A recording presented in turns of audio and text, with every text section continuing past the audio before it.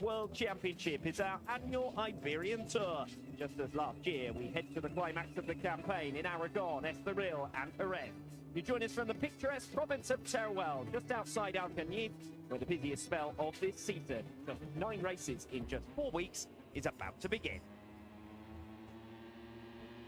Motorland Aragon was built between 2005 and 2009. It's been a presence on our calendar since the first Aragon round in 2011. This is now the only track we visit that is longer than 5 kilometres, so our feature-length races will be just 18 laps, but still a 90-kilometre distance. Almost 30 seconds per lap here are spent on the brakes, with no less than 8 corners taken at less than 100 kilometres per hour, including turn 1, the heaviest braking zone here at the end of the 630-metre start-finish straight. Last season, the overtakes for first place in race 1 took place at turn 5. Turns 4 and 7 are both chances to pass 2 before the drop in elevation in the slower sector 2. The main overtaking hotspot is the section of the track from turns 15 to 16. This is where the Ducati is at its best. Álvaro Bautista made passes on Nicolo Bolliger and Toprak Razgatlioglu into turn 15 last season, and the 968-metre back straight, some 334 kph, the fastest recorded speed, also is to their strengths.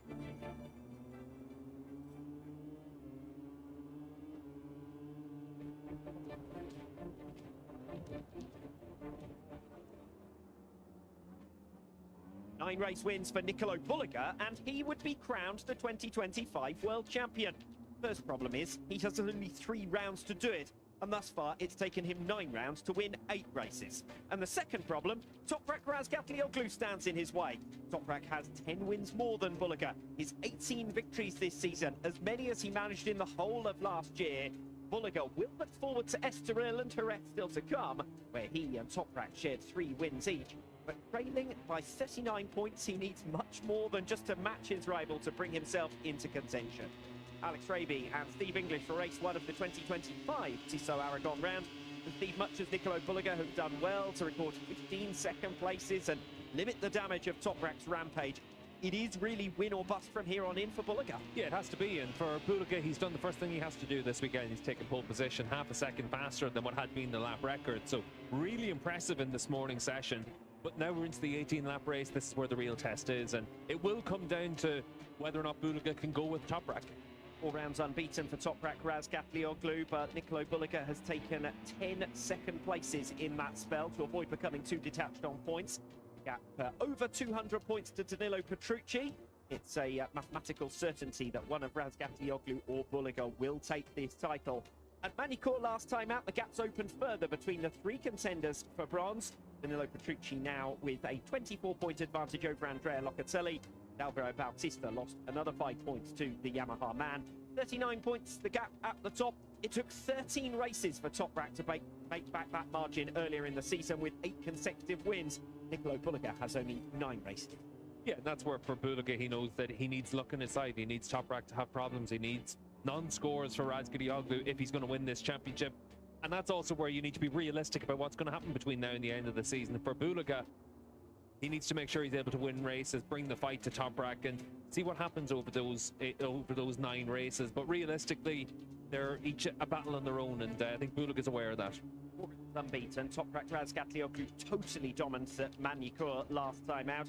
Took the circuit record, his 11th win at what is one of his favourite circuits. Here at Motorland Aragon, by contrast, he has never been a winner, although he has had 9 consecutive podiums, including 3 second places here on what was his first round back from injury last year. Yeah, and for Toprak, this is a track that on the Kawasaki and his early days on the Yamaha, he did struggle at quite a bit. But over the last few years, he's obviously been able to find that form from 2021 onwards. He's been able to be a really strong contender here. So it's a little bit of an anomaly that we don't have that race victory here yet for him. Nicolo Bolliger with 2nd place in all but 2 races in the last 4 rounds. Costly non-scores in the Superpole races at the Emilia-Romagna round and the Hungarian round, where wrong decision on the tyre choice cost him 12 points to Toprak Razgatlioglu there. Toprak, though, clear 39 points at the top of the World Championship standing. Separate fight for 3rd overall. Danilo Petrucci leading Andrea Locatelli by 24 points after making background last time out in Manicourt. Locatelli cost himself a lot of points at the French round with a crash in the Superpole session, had to come through the field, couldn't score in the Superpole race. and Petrucci now has relative control over that third overall. Yeah, for Petrucci, he's got the bike underneath him to know that he's going to have those strong weekends between now and the end of the season. He's also consistently finished in that 4th, 5th, 6th, 7th position through the season, so he's scored good points all the way through the campaign. Great weekend last time out in France for Alex Lowe's, with 3 third-place finishes from 4th on the grid. Was expected to be tougher for the Bimotor, particularly because of the ground they're giving up at top-end pace in the final sector, but Lowe's capitalising on a little bit of a toe from his brother Sam in the Superpole session earlier on today, and Alex will complete the front row of the grid alongside Bulliger and Razgatlian. Yeah, and a really good lap from Lowe's to be able to get himself onto that front row, and a second front row of the season for him. And we've been able to see on that Bimotor that the Superpole really does dictate everything. If you have to come through the field, it's really difficult. At least for Lowe's from that front row of the grid, he'll give himself the chance of being able to score good results this weekend. Final weekend in Motorland Aragon for Jonathan Ray before his retirement from full-time competition.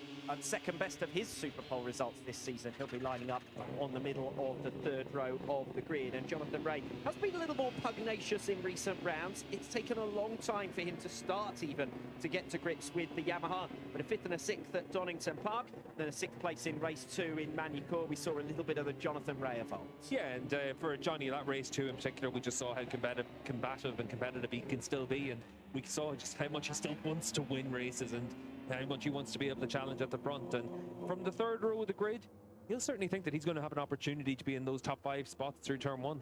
It's still a big shame, isn't it, for WorldSBK to lose Toprak, Razgatlioglu and Jonathan Ray at the end of this season. Let's take you through a look at the Superpole session from earlier on today then. Nicolo Bulliger lowers his lap record benchmark by half a second for his first pole position since Misano, the 8th in his 2 years in WorldSBK. Toprak Razgatlioglu's run of 3 consecutive poles is brought to an end. Alex Lowe's claims his 25th career front row start, his second with Bimotor, by beating his brother for third. Sam Lowe's, Petrucci and Bautista well placed on the second row. Bautista's best Superpole effort since Cremona. Last year's winner, Andrea Iannone, only P7, but all of the top 7 beating last year's pole lap. Great top Yamaha with his best this season other than Donington. Axel Bassani qualified 11th, and he must start from the back of the grid for a yellow flag infringement. Yeah, a lot of work to do for Bassani, but at least for race 2 tomorrow, he'll still be able to use that qualifying time and give himself the opportunity to still have a good haul of points tomorrow. He'll start from the 4th row of the grid. Yes, his eyes will be on the Superpole race. Try and get up into those top 9 positions and give himself a shot in race 2 tomorrow afternoon. Just a question of what points he might be able to salvage here from the 8th row of the grid. But real shame for him for a free practice infringement to then take you out of the running in an 18-lap race 1 here this afternoon, as we see the riders starting to make their way towards the grid. And it was a great head-to-head we had in that Superpole session earlier on today between Bulliger and Razgatlian. It was a great battle all the way through those leading couple of rows of the grid, because we had Bulliger coming late, and he was bringing with him Petrucci and Iannone up onto the front 3 rows of the grid. Then you had Alex Lowe's training behind his brother Sam to push him onto the front row of the grid. Toprak was out there pushing his own air and able to set fast lap times, but it's not quite fast enough, and that's what sets up nicely for the opening race of the weekend. Yes, we've got top 2 in the championship going head-to-head, first and second positions, as they have done for the vast majority of rounds this season in those Superpole sessions. A couple of exceptions. Toprak 3rd on the grid in Assen and Cremona, and Nicolo Bulliger off the front row of the grid, of course, in Balaton Park. Other than that, practically imperious, the pair of them. Nicolo Bulliger then with his 4th pole position of the campaign. 15 second places for him last year, 15 second places for him this year. So familiar territory for Bulliger. He's had to play second fiddle all too often to Toprak Razgatlioglu. Yeah, ultimately, when you look at his season, you can see those 4 blips, and some of them were his fault, some of them weren't. And Hungary was certainly his issue there, making the wrong tyre choice in the Superpole race. Technical issues in the Dutch round, being taken out by Axel Bassani at Misano. Those missed points add up.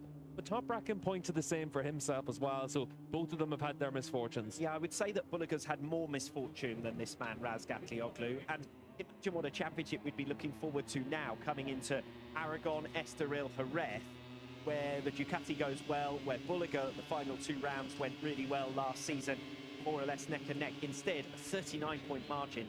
And look at the sheer level of consistency of Toprak. That means that 39 points becomes massive when this is what you're going up against. Yeah, and that's the thing. You've no margin for error when you're up against Razgatlioglu right now, and Ducati ultimately have needed that. And for Bulliger, that is the difference between coming to these final 3 races of the year, feeling like you've got a real chance of the championship, or just trying to hope for a bit of good fortune?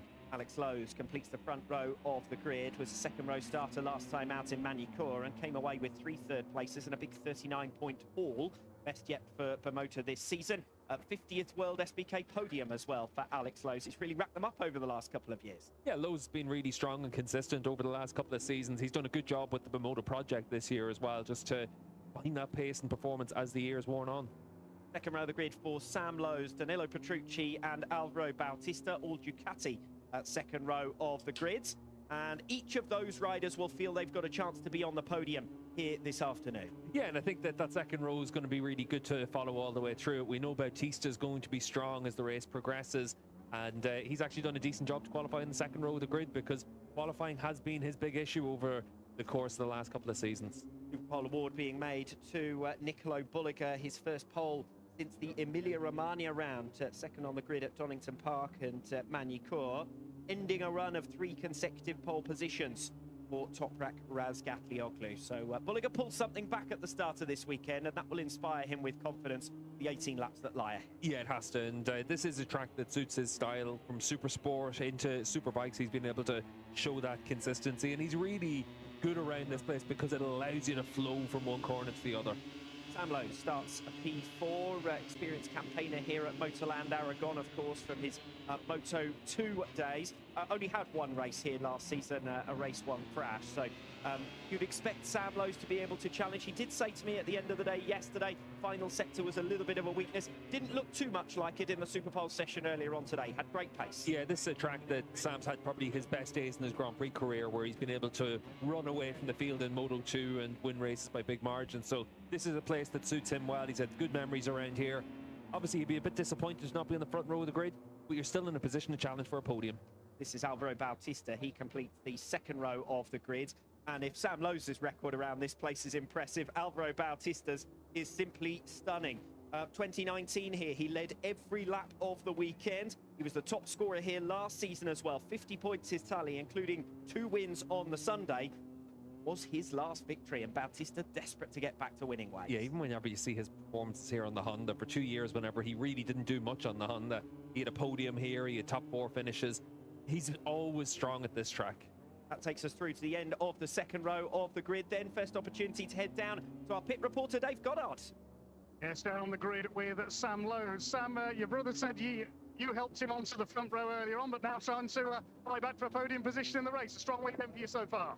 Yeah, I'm really happy with the pace. I was really happy with that in qualifying. I was surprised he did a good one behind, but it was a fast pace all the guys. So I've worked hard. I have good pace. I feel like we're in the podium battle. So good first laps. I think the top 2 guys have a little bit more, but this race is about learning and finding the areas we can improve for tomorrow and do a solid job. So can't wait to get going. Thanks, Sam. Yes, Sam and Alex do like winding one another up a little bit, don't they? But third and fourth on the grid here, you'd expect Sam to have the advantage in terms of race pace, but a lot of the Ducatis are going to be strong over the 18-lap distance here. Yeah, the one thing we know is that Alex won't make too many mistakes during the race. He'll stay in contention. Sam needs to maximise what he has and give himself that chance for the podium. Andrea Iannone scored 44 points here at the Aragon round last season, dominated race 1, his first and so far only victory. Hasn't led a lap since in World SBK. Yeah, for Iannone, we know that there's some places where he's going to go that he's going to be really strong. He needs some good results to finish off the season, and he'll try and start it off here in Aragon. Alongside him on row number 3, Jonathan Ray and Andrea Locatelli, the first of the Yamahas. And Jonathan Ray, equal circuit records around Motorland Aragon with the 9 victories. Just a quick statistical note, his 100th career win here in Motorland Aragon in 2021. Only had 19 wins since. 12 in the remainder of 2021, 6 in 2022, and his latest in 2023. This will be his 50th start with Yamaha. It's been an unhappy spell. Yeah, it has been a tough run for him. You can see Beatrice nail it down there on the grid as well, and Beatrice smiling as ever down there with the Paddy Yamaha team. Nice to be able to see Johnny able to give a shout out to Jake for his birthday as well. Yes, going to be able to enjoy more of those moments, of course, come the end of this season when he retires from full-time competition. A big weekend for birthdays in WorldSBK. Completing the third row of the grid here, it's Andrea Locatelli. P9 for Locker. I think he'll be a little bit disappointed with that, because at the end of free practice, he was in good fettle at the end of the day yesterday. Tough task, though, when you're up against all of those Ducatis around him. And Yamaha, we heard from Paul Denning at the start of the weekend, expecting to be a little bit on the back foot around this venue, where Locker's still yet to claim a first place. Yeah, and I think that certainly it was one of those cases for Locatelli where you're just trying to give yourself that extra opportunity to make that small step, but it's difficult on the Yamaha around here as well. Yeah, it could be a scrap for damage limitation for Andrea Locatelli. Much as it was last time out, of course, salvaged his weekend in Manicourt. Finished right behind Danilo Petrucci in both feature-length races, despite coming from the back of the grid following a crash in the Superpole session. And Locatelli finds himself a little bit on the back foot here. If he can keep it close on points, anything can happen at the final 2 rounds. Should be better ones for the Yamaha, particularly Estoril, you might fancy. Yeah, when you look at it with Ray, Locatelli, Gardner, all 8th, 9th and 10th on the grid, it does show that they got the most they can out of that Yamaha package during the course of the Superpole session.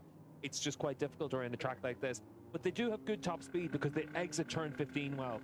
Remy Gardner started the week strongly in Manicourt last time out. A 6th place finish for him in race 1. Best result for him here in Aragon was a 7th place in race 1 of the 2023 Aragon round. Remy Gardner also a podium finisher here in Moto 2 in 2021. Yeah, and for Remy, we were able to see that he was on the back of the group with Alex and Sam Lowes during the end of that Superpole session, just not quite able to get the full lap hooked up like he would have wanted. It is Mr. VDS himself here celebrating Sam Lowes, and Lowes will be starting 4th on the grid here. Loves his racing, and Sam Lowes has given him every reason to enjoy it this season. Yeah, he really does love his racing, Mark, and great to be able to see him here this weekend. And the support that you see from Van der Straten for the team is huge, and it makes a big difference for the championship to see people look.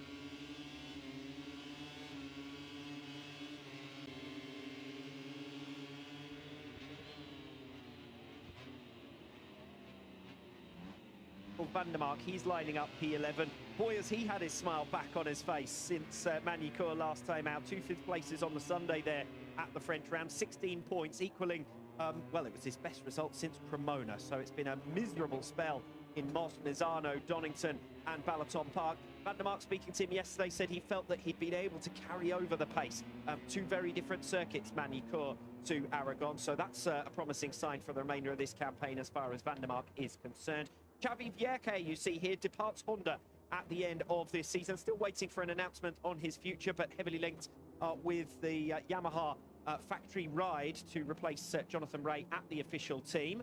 And this man is Iker Lecuona, of course, the regular teammate to Xavi Vierke. But Iker, unfortunately, out injured at present, and a couple of rounds he's already. Yeah, and for Iker, we'll wait and see if he comes back for those final couple of rounds. You wouldn't be too surprised if he sits them out as well, but big opportunity for him next year whenever he moves to the Aruba Ducati squad. As we move on to row number 5 with Dominic Egerter, Orion Vickers and Garrett Gerloff.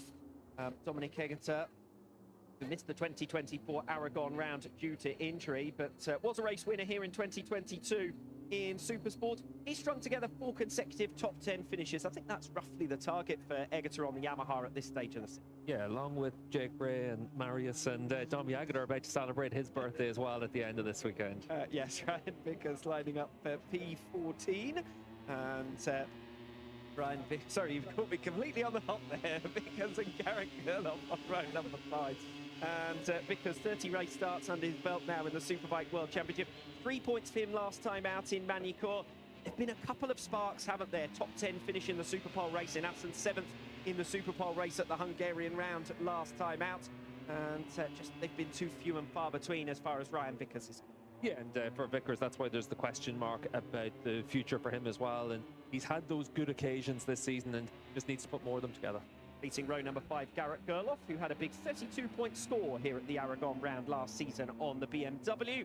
Let's run you through the rest of the grid. Jari Montella, Taz McKenzie, Bahatin Sofoglu, Tito Rabat, Michael Ruben Rinaldi and Tommy Bridewell, Zach Zaidi and the penalised Axel Bassani starting at the back. Dave, back down to you. Yes, I'm here with Iker Lecuona. First of all, how's the injury and when we like to see you back, you know? Yeah, everything goes well. Last week, because it was perfect. And can go back. I started training quite well. Month yesterday, the last check before Israel. So that 2 Mondays, I know if I can go to Israel race or not. Our doctor manage. That all sounds very positive, and of course, since we last spoke to you, you've joined the factory Ducati squad. Big things you look forward to stepping in your career. Yeah, I mean, I'm really happy, of course.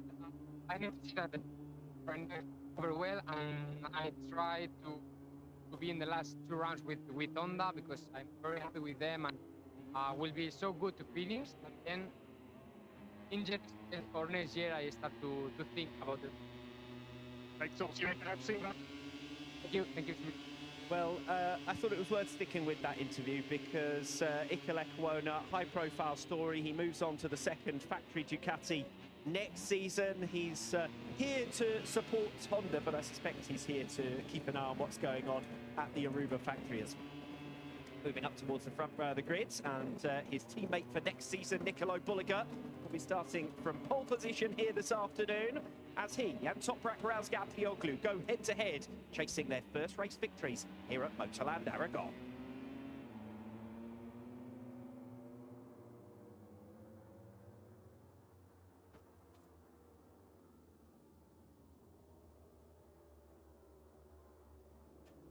Motorland Aragon is almost a neutral venue in the ongoing rivalry between Toprak Razgatlioglu and Nicolo Bulliger, with the balance of power between the two of them here unclear. Last year, Nicolo Bulliger suffered a race 1 mechanical retirement that decimated his title hopes. But we didn't see the best of Toprak as he returned after 2 rounds out injured. Razgatlioglu still hasn't been a race winner at the Aragon round with any of the 3 manufacturers he's represented in WorldSBK. Rather, the last 8 races here have been won by 3 different Ducati riders, and it is crucial for Nicolo Bulliger that he be the man to extend that run here. Alex Raby and Steve English bringing you race 1 of the 2025 Tissot Aragon round. Toprak chasing a record-equaling 13th consecutive victory. To do it, he'll have to take his first win here and break Ducati's dominance at this venue. Yeah, the Superpole session showed just how close it could be during the course of this race, but 18 laps is going to be a long race around Motorland Aragon. This is a track that can be quite tough on tyres. That's why for this weekend, Pirelli has brought a much harder allocation to the fore for the teams and riders. Everyone out there using the same rear tyres, that's not a big concern for any of the riders. Front tyre life has been a bit of a concern for some riders. Bulliger on pole position, Razgatlioglu in the middle of the front row of the grid, Sam Lowe's from the second row of the grid. They're out there with the harder front tyre, and most of the rest of the front runners out there using the softer SC1 front tyre. Yeah, Sam said to me at the end of the day yesterday that he felt a great deal more confident and comfortable once he made that change, had started on the softer tyre. So, as always, just about the feeling for the rider on the bike. Yeah, and the reason for that is it's a harder tyre, it's a stiffer tyre. It gives you that little bit more support. So it comes down to your riding style and what you're looking to do with that tyre. Further down the field, Van der Mark on the 4th row of the grid, Garrett Gerloff on the 5th row of the grid also using that tyre, but that kind of goes in line with what they typically do as well.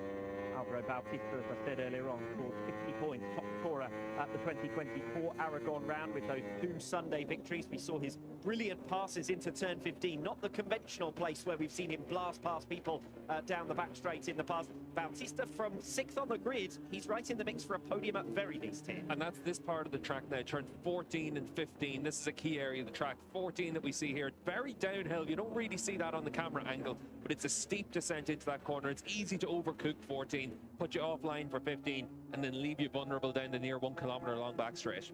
Yes, long back straight here. A shorter squirt towards turn number 1, particularly on the opening. Just in terms of what we've seen down that back straight as well, Bautista and Bulliger have an advantage down that section. Round about 1/10 of a second on the duration of the straight compared to Razgatlioglu. Sam Lowe's a little bit slower than that as well. And that's where the Ducati needs to be strong so that you're able to defend against Razgatlioglu. Stay with him elsewhere around the circuit, though. That's the big challenge. Toprak's pace. 39 points his championship lead, 12 consecutive victories over Nicolo Bulliger. Unassailable gap now behind them to 3rd position. Danilo Petrucci scrapping for bronze. 24 points his margin over Andrea Locatelli. Alvaro Bautista lost 5 points for Locatelli last time out. He's now 6 back from him in 5th overall. Turn 1 is an action pinch point as well on lap 1. Keep an eye on the midfield battle into there. At turn 2 is a potential incident hotspot, not only on the first lap, but almost every lap. Here we go then, plenty to look forward to. 18 laps ahead of us. Race 1 of the 2025 Tissot Aragon round looked like a bit of a scrappy start. Alex Lowe's has not got away well. Sam will be alongside him for third position going in towards turn 1. The two leaders touch there, Toprak Razgatlioglu and Nicolo Bulliger, and that bumped Bulliger down to third position. So Alex Lowe's has managed to survive a sluggish start quite well there. He occupies second position. Sam Lowe's in fourth. Then it's Petrucci and Bautista is holding firm in sixth position. Yonone pressuring him. Jonathan Ray losing out in the early stages. He's now behind Remy Gardner. Andrea Locatelli also dropping behind Gardner. So that's Ray down to ninth and Locatelli down into 10th. As Nicolo Bulliger immediately answers back now on Alex Lowe's. They come through turn 7. Lowe's trying to hang on around the outside line. And he has contact there with Nicolo Bulliger. So combative opening lap from Bulliger. And now Sam Lowe's slots through on the inside of Alex Lowe's and up into the podium place. Yeah, and Lowe's wasn't willing to cede that position just because you're up against a championship rival. And he'll feel that maybe that you've got it where you're getting edged slightly out onto that curve. But Bulliger comes through into second. Seen in Supersport, it is a place where contact can be made, and we saw it there. Alex Lowe's looking over his shoulder, but Lowe's is finding himself in the wrong place at the wrong time here as he comes under siege from the Ducatis. That's Danilo Petrucci from a distance back through in the fourth position, and Bautista now will be able to attack the fifth.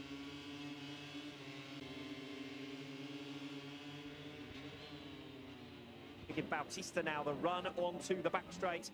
And let's see what that Ducati can do over 968 metres. In the hands of Nicolo Bulliger attacking Toprak Razgatlioglu. In the hands of Alvaro Bautista attacking Alex Lowe's. Toprak tries to turn in, but Bulliger is already alongside. And Nicolo Bulliger is through to lead at the end of the opening lap. From third to first, a punchy opening lap here at Motorland Aragon from Nicolo Bulliger. Yeah, Bulliger doing what he has to do. Lowe's with a run there, and Razgatlioglu into turn 1. Sam Lowe's could make things a bit tougher for Toprak Razgatlioglu as he attacks him. Andrea Iannone challenging Alex Lowe's, who has dropped behind Alvaro Bautista. So Bautista making some good progress. He's now up into 5th place. Alex Lowe's beginning to drop back. Yeah, Bautista's in as well. He's not here to help his teammate. He wants to get his results for himself. Let's see what happens on the opening run up towards turn 5 and turn 7 for Razgatlioglu if he's able to get close enough to attack Bulliger into 7. Alex Lowe's tries to get alongside Alvaro Bautista. Turn 5, Bautista holds on.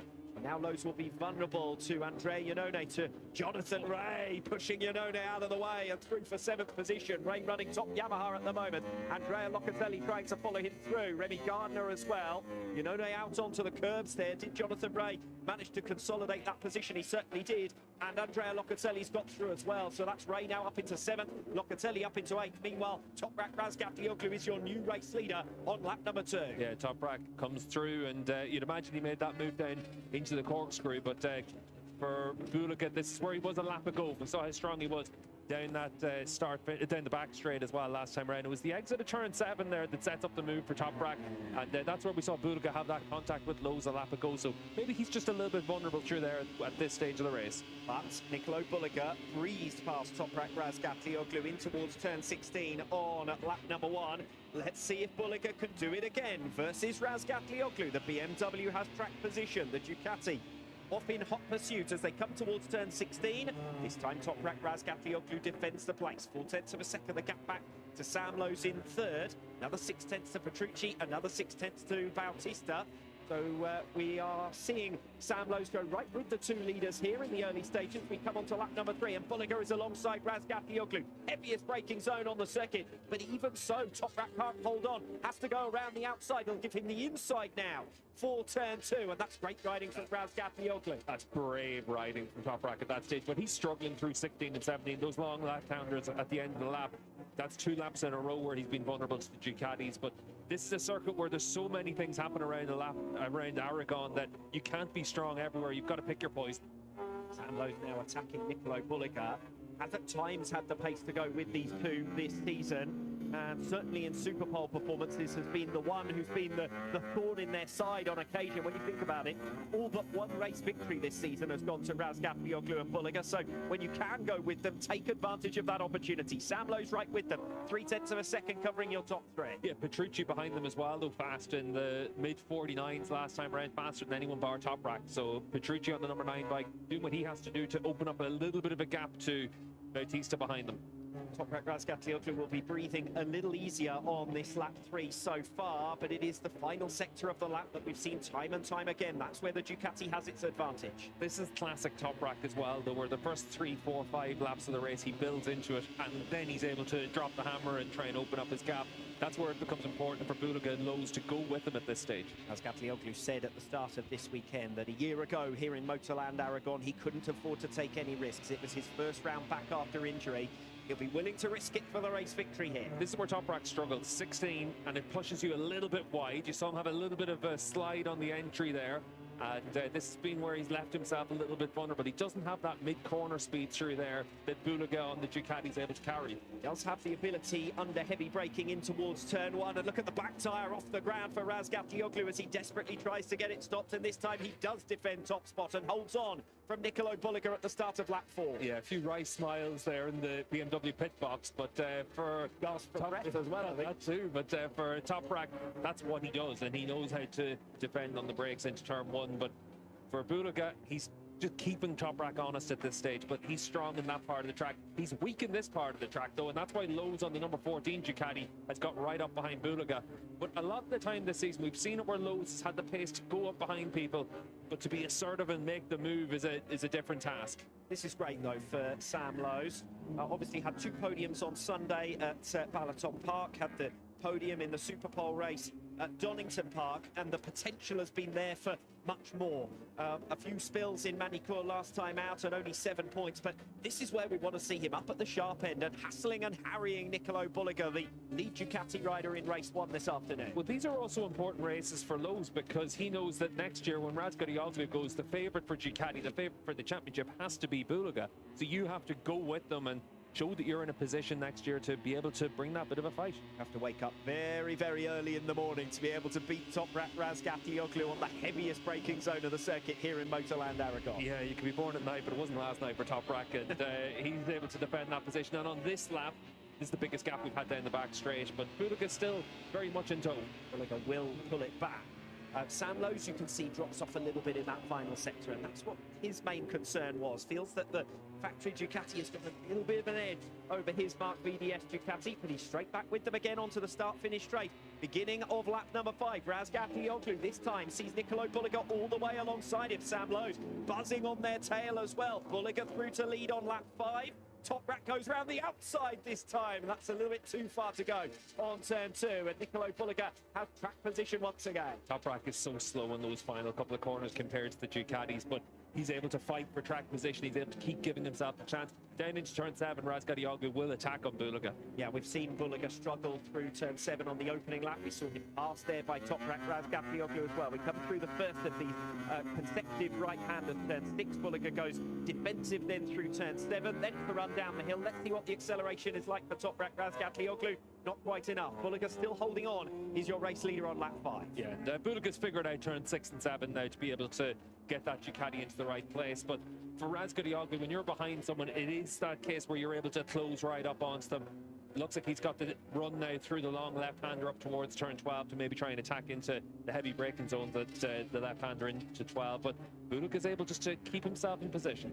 Proper race on our hands, though, here in a way that we haven't had in the last 4 rounds, where Toprak Razgatlioglu has raced off into the distance. He's done the same in the World Championship as well. 39 points his margin. Nicolo Bulaga comes in this weekend really needing a victory. Toprak dives down the inside at turn 15. He's learnt that move from Alvaro Bautista last season, who made it on a couple of occasions, but he needs to make that move because Bulaga's got such superior pace through this final sector. He will breeze alongside in towards turn 16. Toprak just about able to hold on. Can he get it stopped in time? And then what about the run towards turn 1? Door is open from Razgatlioglu. Bulaga is already through on the exit of turn 17, and there's a chance for Sam Lowe's as well to get alongside Toprak Razgatlioglu. Back into turn 1 at the start of lap 6.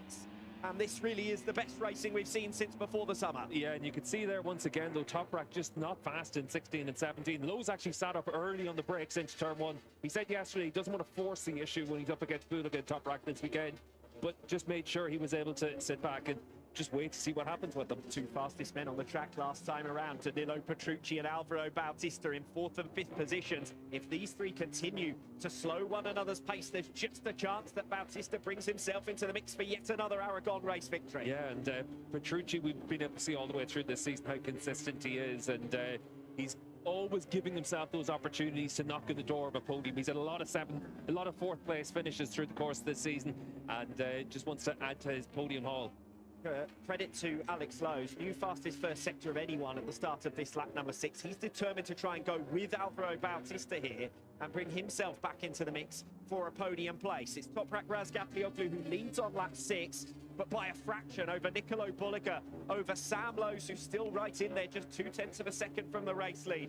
Gap back to Petrucci, 0.8. Alex Lowe's attacking Alvaro Bautista there as they come through turn 7 and 8. Bautista does manage to hold on. Yeah, and you can see at the front for Toprak just actually really fast on that run from 14 into 15, and Bulliger just coming back to Sam Lowe's a little bit, but we know that down the straight Bulliger's bike is working really well. But this is the phase of the race where Toprak tries to open up a little bit of a gap. He's pulled up 1/4 of a second on Bulliger so far in this lap.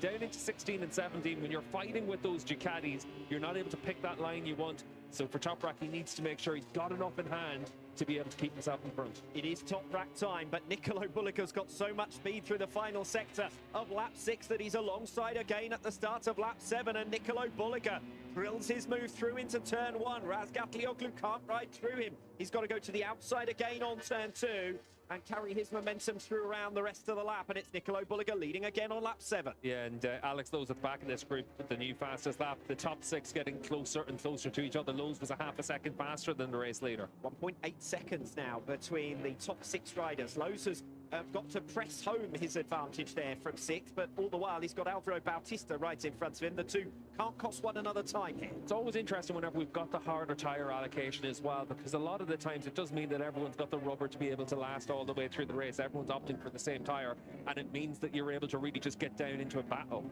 Yeah, Bautista would probably prefer on the next tyre, but they ran out of tyre in the final third, because that's when Bautista comes on strong. Said to me yesterday he'd run over a race distance, more than 20 laps on one set of tyres, and still felt good at the end of the stint yesterday. But for Alvaro, he's still setting his personal best lap of the race now when a lot of other riders aren't, so the race still can come back to Alvaro Bautista on the number 19 machine. Fuel drops, weight drops, Alvaro Bautista comes into his own the more the races go on. He sits in 5th position, but at the moment it's a head-to-head between Nicolo Bulliger and Toprak Razgatlioglu, and they are not only head-to-head, they are nose to tail, and Razgatlioglu moves Nicolo Bulliger out of the way into turn 15 yet again. He'd already done it earlier on in the race. He's done it for a second time now on Bulliger. Bulliger will try to respond.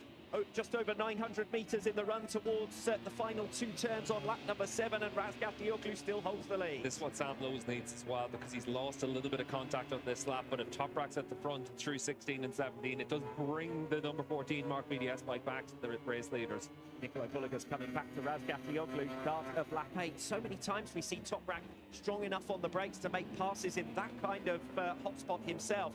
But today it's where he's most vulnerable to Nicolo Bulliger because of Bulliger's pace off the final turn. And it's that track position as they come out of the left-hander at the end of the lap. Bulliger has so much more speed, but he's also on that inside line, and then it's up to him to take that high ground in towards turn 1. But the interesting thing is there's only been 1 or 2 times where Bulliger's had enough pace to actually drag Toprak to the line as well, but you don't want to get down into a battle to the line.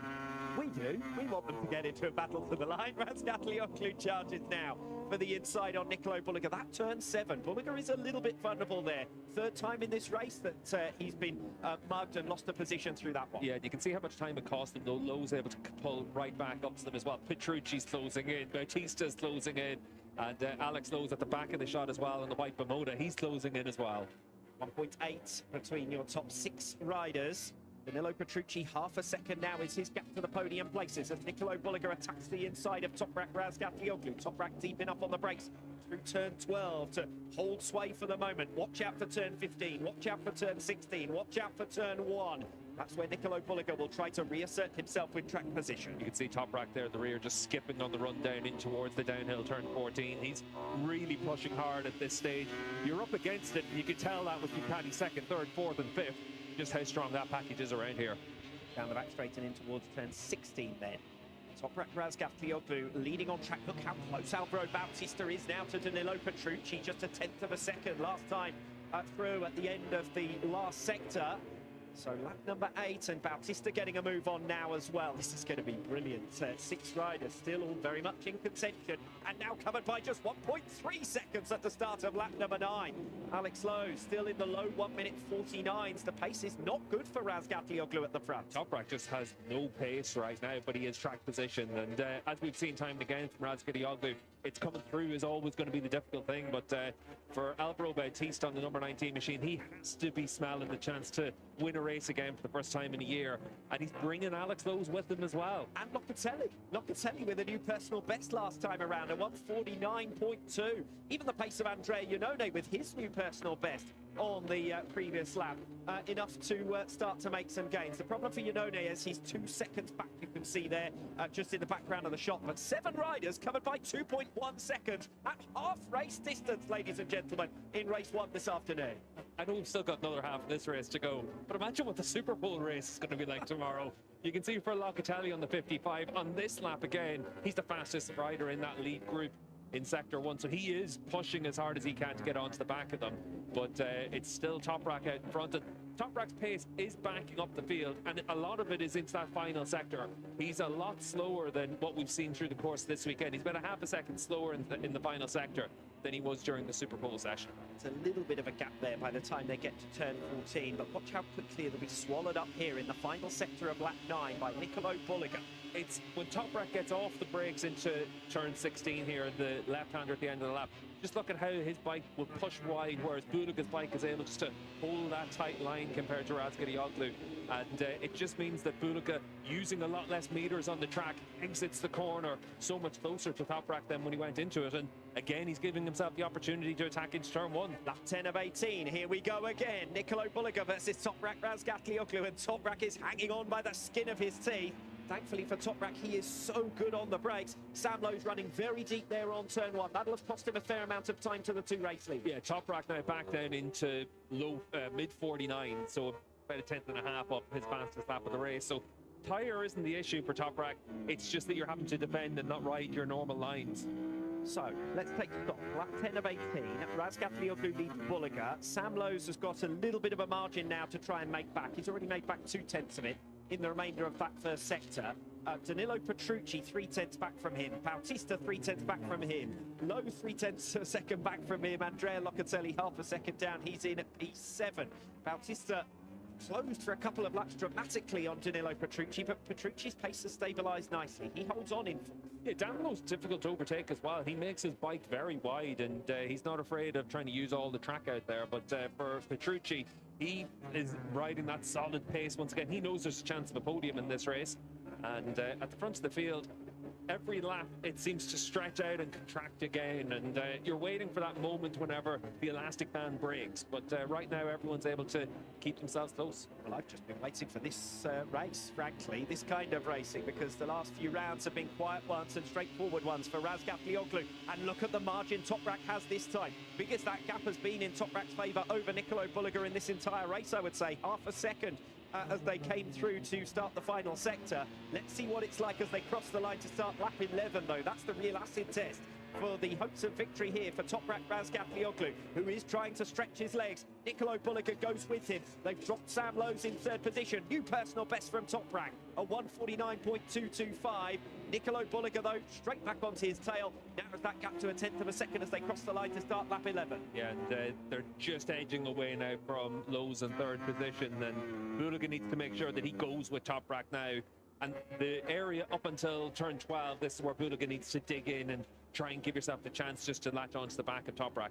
Bautista's progress halted as soon as he got onto the tail of Danilo Petrucci. Alex Lowe's was fast last time around, but then on lap 10, he's not been able to get through on Bautista. He's stuck a couple of 10ths of a second behind him. Strong in the first half of the lap, loses the ground in the second half. Locatelli still half a second back. So everyone just keeping their powder dry at this stage, but we've still got 7 odd laps to go. Yeah, and certainly for Razgatlioglu last time around with that personal best, it still only opened up half a 10th. It didn't open up a big margin because in the final sector, Bulliga was still 4/10 of a second faster than him. So Toprak, he's trying what he can to open up a gap, but it's just not enough. Bulga's gone with them, and Lowe's is going with them as well on this lap. And if Toprak Razgatlioglu does come away with this win, it's his best for quite some time. Even as stunning as the victories have been in the last 4 rounds, they've been relatively straightforward. This one he's having to ride the wheels off the BMW. Yeah, this is where you get to really see just how good Toprak is, and you're able to see the strengths of the Ducati with how many of them are chasing him down. And you'd have to say as well, for Alvaro Bautista, he's now moving himself back towards Alex Lowe's rather than attacking Danilo Petrucci in front of him. Obviously, down the back straight, Lowe's isn't going to be able to attack the Ducati, but it's a really impressive performance of the number 22 once again. Yes, full credit to Alex Lowe's for hanging on in there with the Ducatis, the best of the independent bikes, and obviously the factory bikes. Is only 2 seconds away from the race leader as we come on to lap number 12. Well, they get close again, but not quite close enough. And Toprak with a big moment under braking in towards turn 1. And yet, as always, Toprak can get the bike stopped. Yeah, he just manages to find a way to collect it all the time. And Toprak still holding that 10th of a second advantage. They're pretty much just matching each other lap for lap in terms of their pace. But Bulga's not going away, and that's the important thing right now. And you'd have to think that from what we've seen in that final sector, that Bulga's going to feel that he's going to get the opportunity for more chances to attack Toprak, and this is going to give Bulga confidence as well. He sees how hard that Razgatlioglu is having to ride. It's lap 12, and spectacular stuff as always from Toprak. But the first sector again, 0.2 of a second made up over Nicolo Bulga through there. The most important thing for Toprak, as spectacular as his style is, it's getting that engine braking to work, and then when the rear wheel comes back in contact, it's that it doesn't kick the bike out. It makes sure that you're able to still brake progressively into the corner, and that's where his strength is. Bulga then is dropping a little bit back at the start of this lap. Sam Lowe's has made up a 10th of a second. 4/10 now the gap to Bulga, who sits in P2. Still 7/10 back to Petrucci. Bautista making a little bit of progress on this lap. New personal best first sector. Alex Lowe's, Andrea Locatelli now starting to fade. A few tenths of a second lost to Lowe's last time around.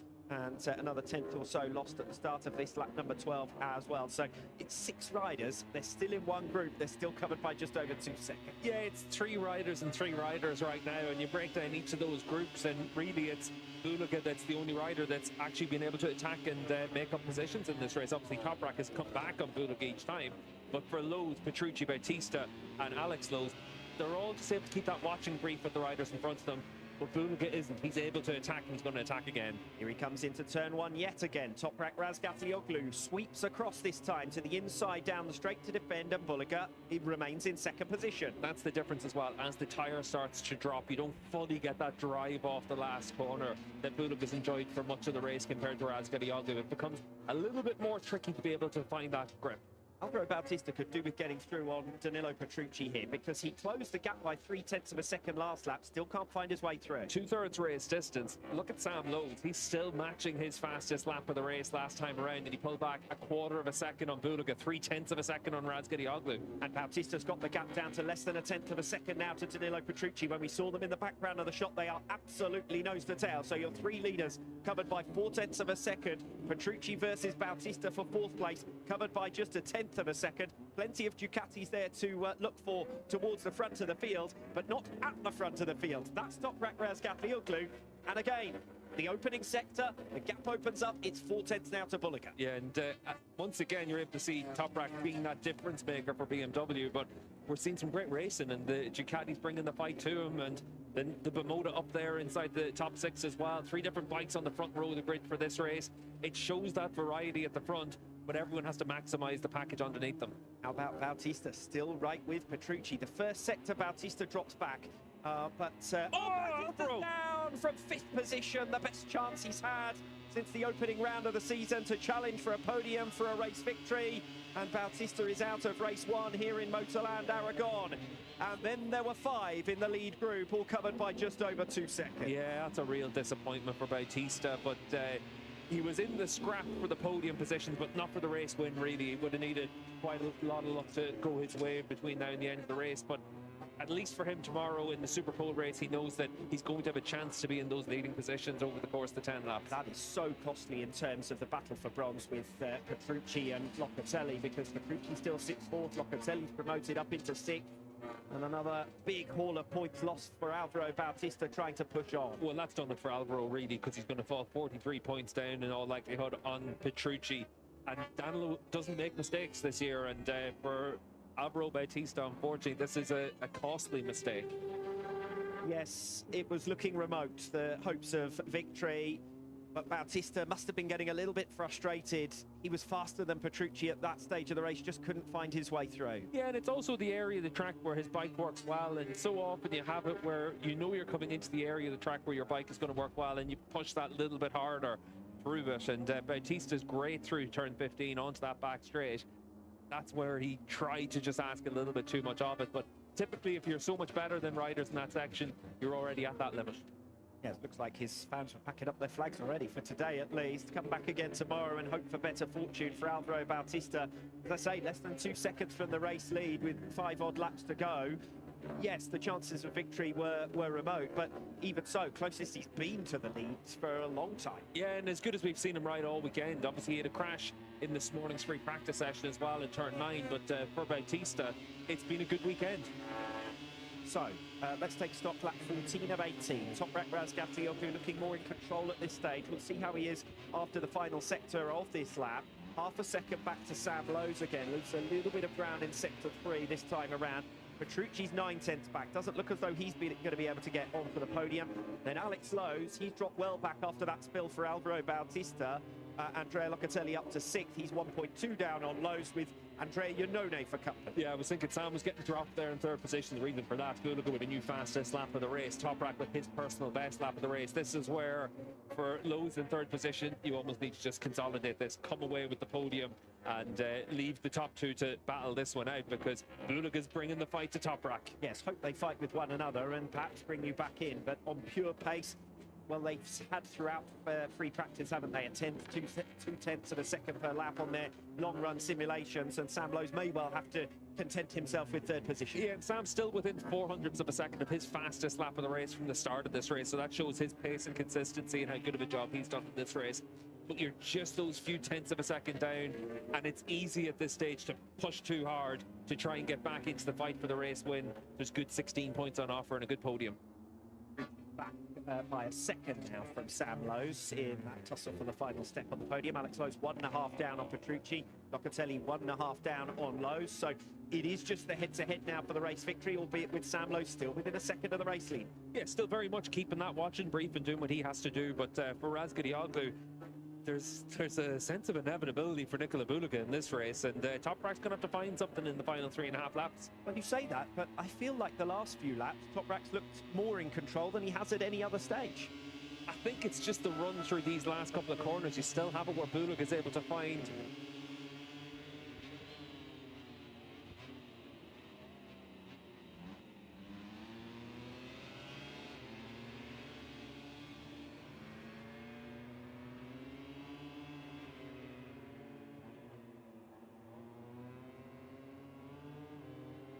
Andrea Locatelli for 6th position. Not going to be a repeat of his exploits with the victory in race 1 here a year ago, but 6th place would be as good as anything that he has managed since missing the Czech rounds. So Iannone up into P6. This is Axel Bassani coming through from the back of the grid. Remember, he's made his way up into 8th place. Ahead of Xavi Vierke and Michael Vandermark, so credit to Axel Bassani for a decent ride. His teammate Alex Lowe's sits in P5, and that's a good salvage job from Bassani. Yeah, and a good job by Bimoto with 2 bikes inside the top 10 for Bassani coming through from the back of the field. And at the front of the field, Toprak put in his personal best last time around. He opened up a few hundredths of a second on Bulaga. Lowe's just matching the pace of the race leader as well. The fastest rider on track last time around was Lowe's. But Toprak, he's trying to dig here as hard as he can. Again, though, in that final sector, he gave up 0.3 of a second to Bulaga last time around. It's not going to be easy for Bulaga, but he has the tools in this one. You think about it for Bassani, when he qualified 18th at Donington and 20th at Balaton Park. He's not too far out of position starting from P23, but he has done diligent work getting through for P8. As we say, new personal best last time around from Toprak Razgatlioglu. Top personal best from Sam Lowe. Toprak with the fastest sector 2 of the race on this lap as he tries to stretch his legs and open up a bit of a gap. He pulled out 0.3 of a second in the middle of this lap, pulled out half a second on the lap so far, and this is the moment for Toprak. Just over 2 laps to go then for Toprak Razgatlioglu to claim his first victory here in Motorland Aragon. Has Nicolo Bulaga got a late answer? It's the closest he's been to Toprak since that surprise race 2 victory in Most for Nicolo Bulaga. But the gap just starting to eke out, and Toprak Razgatlioglu with a new personal best final sector even, as he defends that race lead. Gap at 0.3 of a second with 2 laps to go. Yeah, it's another 1/10 of a second for Toprak. Overall, the gap out to 0.3, and Razgatlioglu is pushing hard on this lap as well to try and give himself the chance just to keep opening the gap. Bulaga's done a great job to be able to keep Toprak honest all the way through this one, and he's still not giving up as well. It's a good battling ride from all 3 riders at the front. Toprak Razgatlioglu then in command. It's up to Bulaga to find something extra late on. New fastest first sector of anyone from Sam Lowe's. He's refusing to give up on a potential race victory here, but what a tall order it is for him to challenge Bulaga and Razgatlioglu late on. And could Sam Lowe's now settle in and defend 3rd position? 2 seconds his advantage over Danilo Petrucci. Yeah, new fastest first sector in the race for Sam Lowe's. So the new fastest sector 1 of anyone out there. So another 1/4 of a second pull back by Lowe's on this lap. But loses a little bit of ground in sector 2 and still finds himself over 0.8 of a second back from Toprak Razgatlioglu, your race leader and your increasingly comfortable race leader. But 0.3 of a second, we've seen Bulaga regularly make up 0.3 of a second in that final sector alone. But this is where Bulaga has to find it right now and then give yourself the chance to lead on the final lap into turn 1. But Toprak exits turn 15 really well there, and it's going to be tough to make up that margin, even though Bulaga will still be stronger through 16 and 17. He's just too far back. His only remaining hope is the run to the line, but he's got to be an awful lot closer than that to even have a go at it. Toprak Razgatlioglu in the final 1/3 of this race once again has proven his credentials, underlines why he is the World Championship leader. But look at Nicolo Bulaga coming back at him. Nicolo Bulaga almost alongside going into the final lap, 1/10 of a second between them with just 5 kilometres remaining. Yeah, that gap, not a half a second. That's not what Toprak needs to see. And Toprak, he'll be looking at the big screens around the track as well. He does that a lot, and he'll be able to understand that Bulaga's a lot closer than that. Yeah, I think he'll be able to hear at this stage Toprak Razgatlioglu with Nicolo Bulaga all over the back of him. Sam Lowe's right there as well. If these two tangle or come together in the latter stages, with still only 0.8 of a second covering your lead 3. This has got to be the best ride we've seen from Sam Lowe's. 3rd position on the final lap, but it's a head-to-head between Razgatlioglu and Bulaga. Bulaga safely negotiates turn 7, where he's been halved a couple of times by Razgatlioglu earlier in the race. The final sector, as it has been throughout practice, throughout Superpole, is going to be the key here for Nicolo Bulaga. Yeah, and for Toprak, that means that the run between now and turn 15 is critical. Give yourself the chance to open up that little bit of a gap. And Poldak, 0.3 of a second of a lead now at this point, but for Toprak, it's not enough right now. Bulaga's in the position he needs to be in. Nicolo Bulaga within 0.2 of a second of Toprak Razgatlioglu as they make their way through turn 12. Heavy braking through there, but Toprak is under pressure towards turn 15, where he was passed by Alvaro Bautista on Bautista's way to victory here in Motorland Aragon, and then down the back straights. And this is going to be a long, long 968 metres now for Toprak Razgatlioglu, who launches off turn 15 nicely. Does manage to open a gap over Nicolo Bulaga. It'll be 2 strong final turns for Bulaga now to put himself right on Razgatlioglu's tail. Razgatlioglu needs perfection through these final 2 bends. It's up to Bulaga then to pull off a miracle now in the race to the flag. The best race we've had since the summer break. It's going to be nose to tail across the line. Toprak Razgatlioglu matches his own WorldSBK record winning streak, his 13th consecutive victory, his first here in Motorland Aragon, and Nicolo Bulaga is denied by less than 1/10 of a second with the fastest lap of the race on the last lap of the race. I thought Toprak was going to be caught there on that run through to the line. When you saw him have that moment on the entry into 16, he had a little bit of a slide, and it looked like Bulaga was coming straight back to him, but ultimately Bulaga just didn't quite have enough track left to be able to win that battle to the line. But you fastest lap of the race for Bulaga on that last lap, and he did everything he could do. Best final sector by 0.4 of a second over Toprak Razgatlioglu on that last lap, and it still wasn't enough. Yeah, and that's the tough thing when you're up against Toprak. Bulaga's ridden a really strong, consistent race, as well as anyone can ride it, and you come up for 0.03 of a second shy. Well, a superb performance from Toprak Razgatlioglu, his first race victory here in Motorland Aragon, and another circuit that he adds to his roll of honour, and this is just how close it got on the exit of the final turn. Toprak Razgatlioglu matches his own personal best, his WorldSBK record winning run. Let's get some reaction from BMW. Yes, I've got BMW team boss Sean Muir with me. Sean, what an epic race that was, and Toprak's finally done it. He's won at Motorland Aragon. The whole team must be elated. Yeah, look, I don't know what to say really. We needed 0.4 to 0.5 after coming out the last sector because he had that much on us, did Niccolo? And I mean, it was another bike's length over the line, and we'd have lost that one. But unbelievable. I mean, he had to keep blocking him. He couldn't let him go. We had to keep that gap to him at all times. And I thought Sam could have come into play a little bit. Quite clearly, his Ducati is nowhere near the strength of the red ones. But look, that's fantastic for the Toprak to nail his first win here and stretch the points lead. Most importantly as well, we've just taken the lead in Manufacturers' Championship, so that's a real big plus. Brilliant. Thanks, Sean. We'll let you start celebrating. Yeah, cheers, mate. Thanks. Yeah, good observation there from Sean. BMW onto 496 points, Ducati onto 494. Toprak's doing all the heavy lifting in that, you've got to say.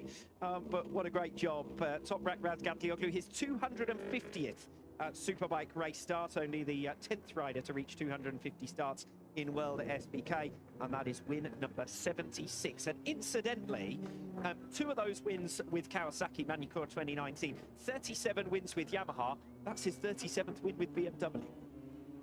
And all in less than 2 seasons. It really does just show just how his form has been. And Toprak in this race, once again, just showing how good he is. And that's why it means a lot for BMW down there. It's the manner of the race victory, because you expect Toprak to win races, but you also expect that if he has to, he's able to dig in and fight as hard as anyone out there, and that's what he did in this race. And you have to feel for Bulaga, because he's done everything he could do in that race, and ultimately you still come up a bike length short. That one was a little bit more like one of those Razgatlioglu versus Bautista races, where you feel like the Ducati is coming, and there's an area of the track where Toprak is having to ride the wheels off the bike to hold on, and it makes the victory even more meritorious for Toprak Razgatlioglu. It does, and that's what we want to see. We want to see Toprak push. We want to see him have to ride like that and give himself the opportunities. And this is why he's a special rider, but it's also why you still have to be pushed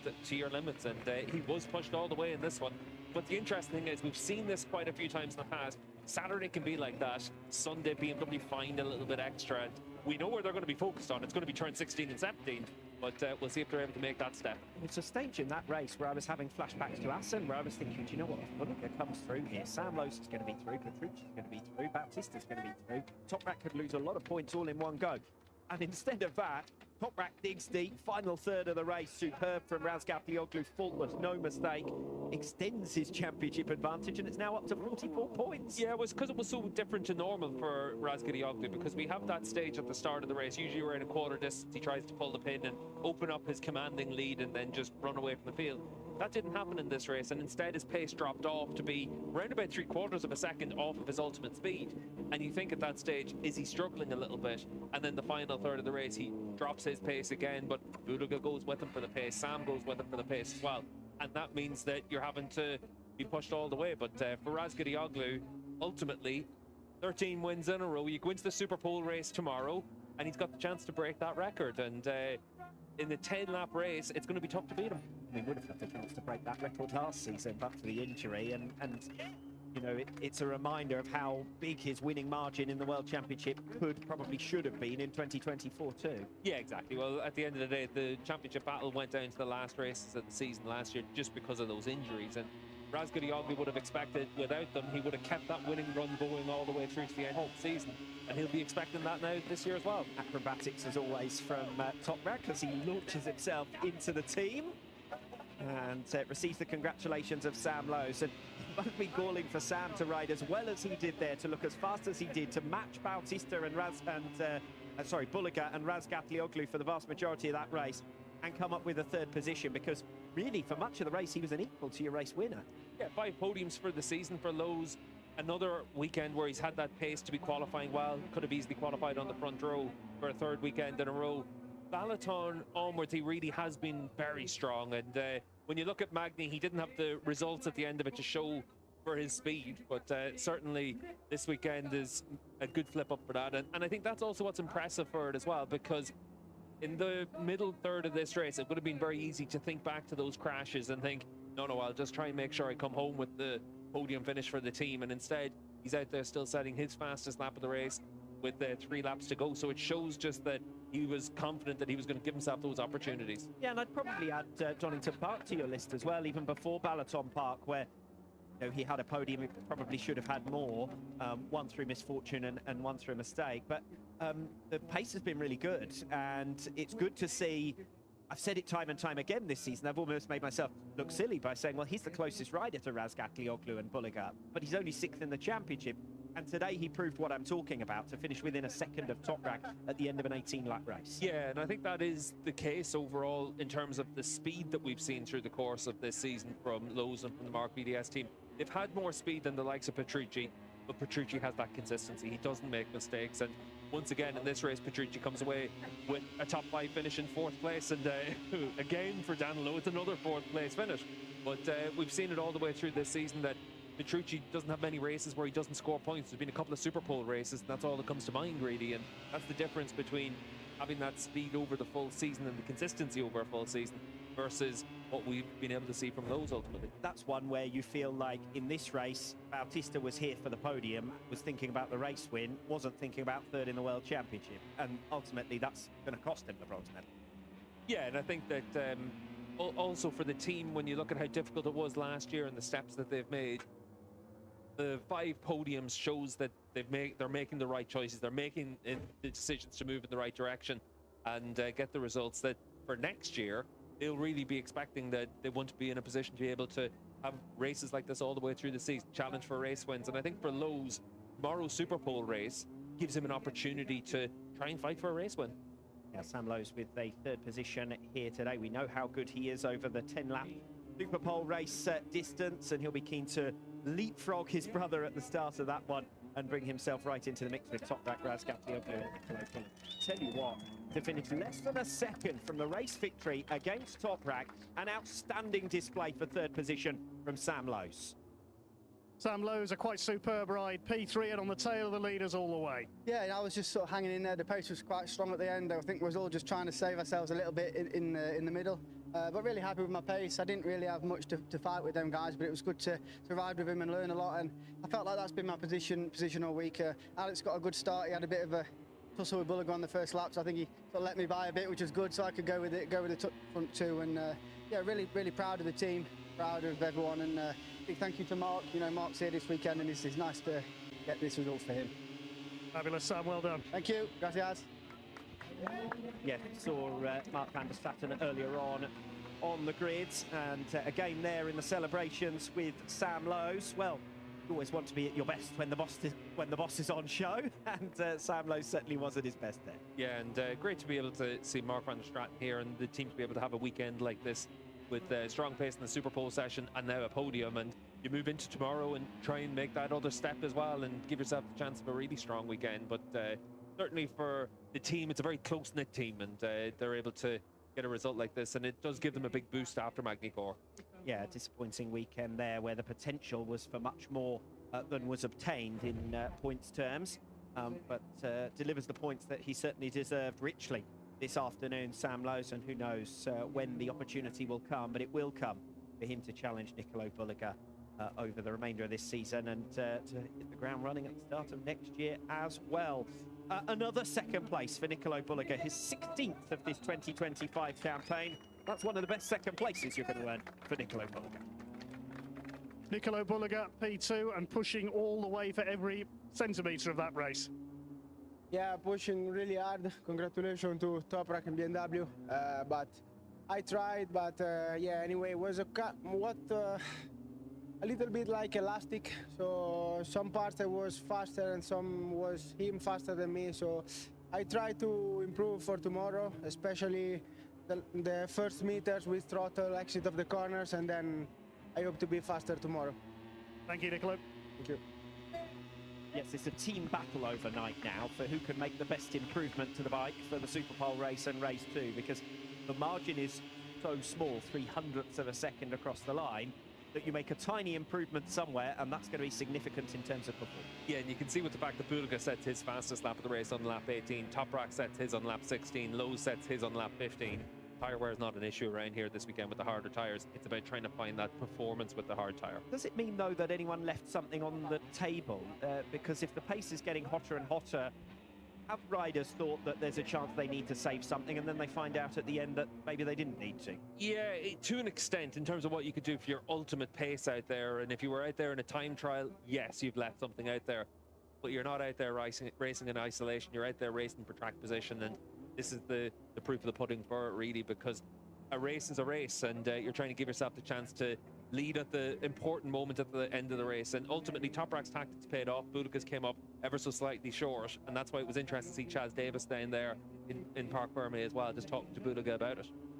Yes, the man who led at the most important phase of the race across the line for the checkered flag by 300ths of a second. His first victory here in Motorland Aragon, and a record 13th consecutive victory in his 250th World SBK start.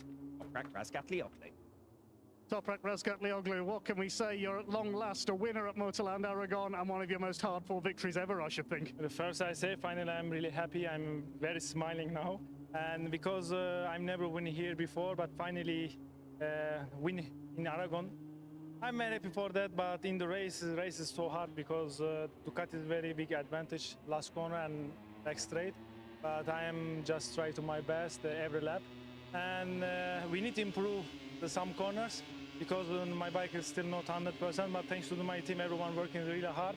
And tomorrow we have 2 more races. I'm just staying calm because tomorrow I need to win again, and we will see. Thank you very much.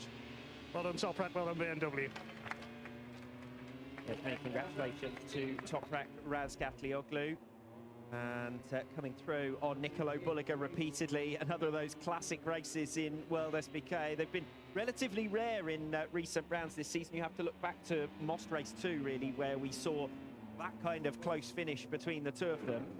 But sensational finish, Razgatlioglu and Bulliga. Yeah, it really was. And we were able to see once again just why these two riders are so special, and great to be able to see them have a fight like this. And for Toprak, great to be able to see just how much it still matters to him to win every race. And he's not thinking in terms of the championship, he's thinking in terms of being able to get the job done and win these races for BMW and pick up a race victory here in Aragon. That was the key thing for him, and now the target is to win all 3. And as ever with Toprak, there's only that split second to enjoy the success, then you move on to the next goal. Well, first we've got to break the consecutive wins record, and then he can go for 3 out of 3 in race 2 tomorrow afternoon. Yeah, hat-trick around Motorland Aragon would be quite something, but as I said, we saw from Bulliga race 2 in Most, and that's what Bulliga's got to hang on to. The possibility is there that you can wipe out those gains quite quickly on a Sunday in World SBK. Yeah, and certainly tomorrow with the Superpole race in particular, we saw 10 laps into this race, we had 7 bikes in the fight, and then Ian One coming back to the group as well with Locatelli. So it should be a really exciting race at 11 o'clock tomorrow, and I think everyone should be making sure to watch that. Mentioned it earlier on, but let's touch again on Alvaro Bautista. Comes down from the group from an opportunity at very least to take 4th position and pull back some points on Danilo Petrucci, but Bautista was frustrated to have another incident, this time certainly all of his own. Yeah, and that's ultimately what we've seen from Bautista over the years, is the mistakes are of his own making, and he pays the penalty for it. On 4 in race 1 this afternoon for Alvaro Bautista. Andrea Locatelli picking up 9 points for 7th position, so pulls further ahead. 15 points now, the gap to 4th overall, and 43 points the gap to Danilo Petrucci in 3rd. A quick mention of the Manufacturers' Championship, because the more that Toprak moves closer to claiming the Riders' Championship, the easier he makes the path to success for BMW as well. Yeah, and ultimately for BMW, the first time they've led the championship this year, and that's a big thing for them as well. As a manufacturer, you want to win those battles, and they've given themselves that chance. So up onto the podium for Sam Lowes, as we've already said, podium number 5 for him, had the 2nd place in the Superpole race in Assen, had 3rd in the Superpole race at Donington Park, 2nd in the Superpole race at Balaton Park, so we know he's going to be strong over the 10-lap distance tomorrow. But that's a 2nd podium finish in a feature-length race. He was 3rd in race 2 of the Hungarian round, and a 3rd place there in race 1 of the Aragon round. Brilliant display from Sam Lowes. 2nd place to Nicolo Bulliga. The podium number 48 for him. He'll be hoping to end the weekend on around 50, but 48 podiums from 64. That's still some strike rate for Nicolo Bulliger, even if so many of them are second places. Yeah, and that's why for Bulliger, the expectation is that next year We'd have to get a check on that from official stats, but that is the vast majority of his podiums have been runner-up, and most of those, I suspect, are runner-up to Toprak Razgatlioglu. That's certainly the case here today. I've been asking riders lately, are you pleased Toprak is leaving to MotoGP? And some of them have said, yep, because it takes away one rider between you and top spot. And there is only one rider between Nicolo Bulliger and top spot, so he'll be particularly grateful that Toprak moves on next year. Yeah, and for Bulliger, he's also said that there's always someone else that steps up to the mark as well and brings the fight to another rider. Just like Bulliger has done that to Toprak, someone else will do that next year as well. Yes, looking forward to it already, but there's still business to be done in 2025. In the meanwhile, Toprak Razgatlioglu is your race one winner here in Aragon, his first victory at this circuit.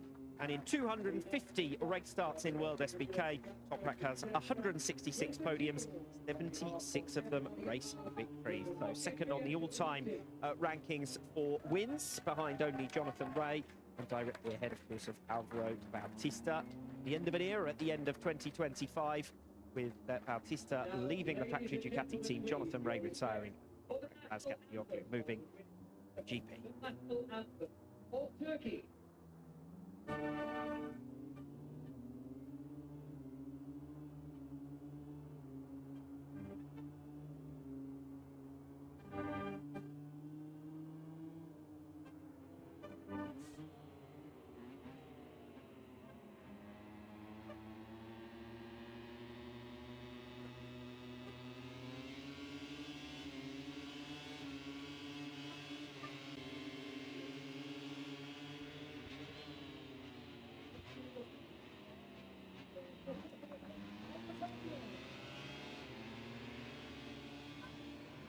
So the celebrations begin. Razgatlioglu ahead of Nicolo Bulliger and Sam Lowes. Razgatlioglu extends his championship lead to 44 points. Nicolo Bulliger has got to go again, regroup, but the task gets tougher and tougher because it's a big points margin he's got to recover. Yeah, and obviously the big thing is just about winning races and stopping Razgatlioglu's run of form, because with 44 points the difference and 2.5 weekends left, it's very difficult to see anyway that it's not Toprak that wins the championship at the end of this one. But Bulliger needs to keep that pressure on and keep him honest all the way through. Yeah, I don't think anyone would begrudge Toprak another title. We just want to see racing like that for the remainder of this season. Here in Aragon, we were expecting to see Ducati strong. That's the way it panned out. Can Toprak find something extra in the final sector, make his life a little easier come the Superpole race and race 2 tomorrow? In the meanwhile, race 1 sees less than a second covering your top 3. Razgatlioglu, Bulliger and Sam Lowes. Danilo Petrucci, best of the rest, in 4th position, important in his battle for 3rd overall. Alex Lowes, to his credit, comes away with a very impressive 5th position on the motor, beating Andrea Iannone, who, remember, was a winner here a year ago. Alvaro Bautista with a missed opportunity for a double-figure score as he crashes 6 laps from the finish. Riders' Championship then. Alvaro Bautista now 15 points behind Andrea Locatelli, 43 points behind Danilo Petrucci for bronze. Nicolo Bulliger, meanwhile, loses 5 points and drops 44 behind. The race is ticking away. 8 to go now in this 2025 campaign. Michael Van Mark with 10th position, moves above the injured Iker Lecuona and also ahead of Remy Gardner.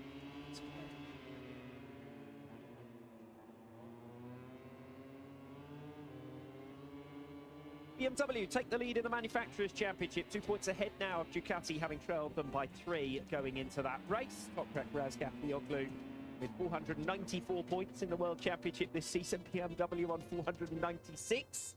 No doubt who their star man is in 2020. That's all for today. We'll be back at the same times tomorrow, so that's 11 AM for the Tissot Superpole race, 2 PM local for race 2.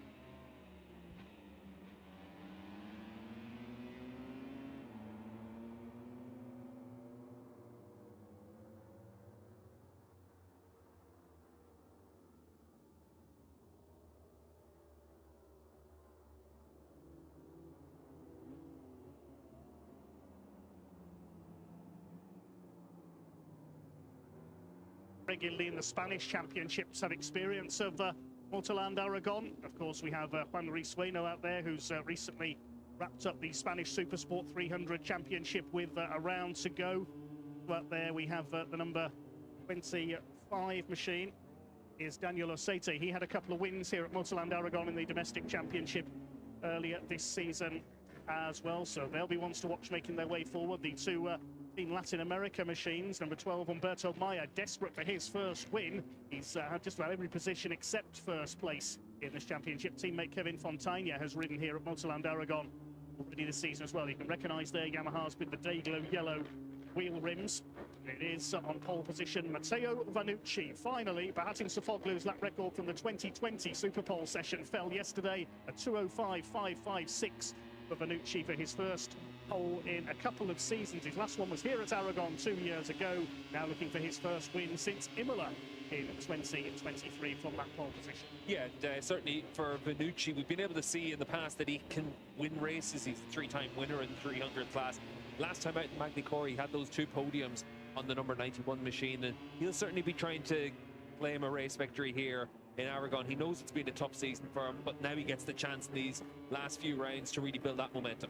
Carter Thompson will start alongside him, the Australian fifth in the championship, joint fourth on points with Jeffrey Bowes. It was a bit of a disaster in the second race at Magny-Cours for KTM, with all three of their machines failing to finish. Bowes tangling with fellow countryman Loris Veneman on the final corner. They came down. Bowes ended up with concussion, but he is fit to race here this weekend, as is Julio Garcia, third in the points. He missed Magny-Cours with a broken ankle sustained in a testing crash, but he is declared fit and back to action, as is Uriel Hidalgo on the number 16, back from a broken thigh sustained at the Czech round. Yeah, back in action as well is Julio Garcia on the number 48 machine, and Garcia starting from the fifth row of the grid, trying to come through and give himself that chance of making progress.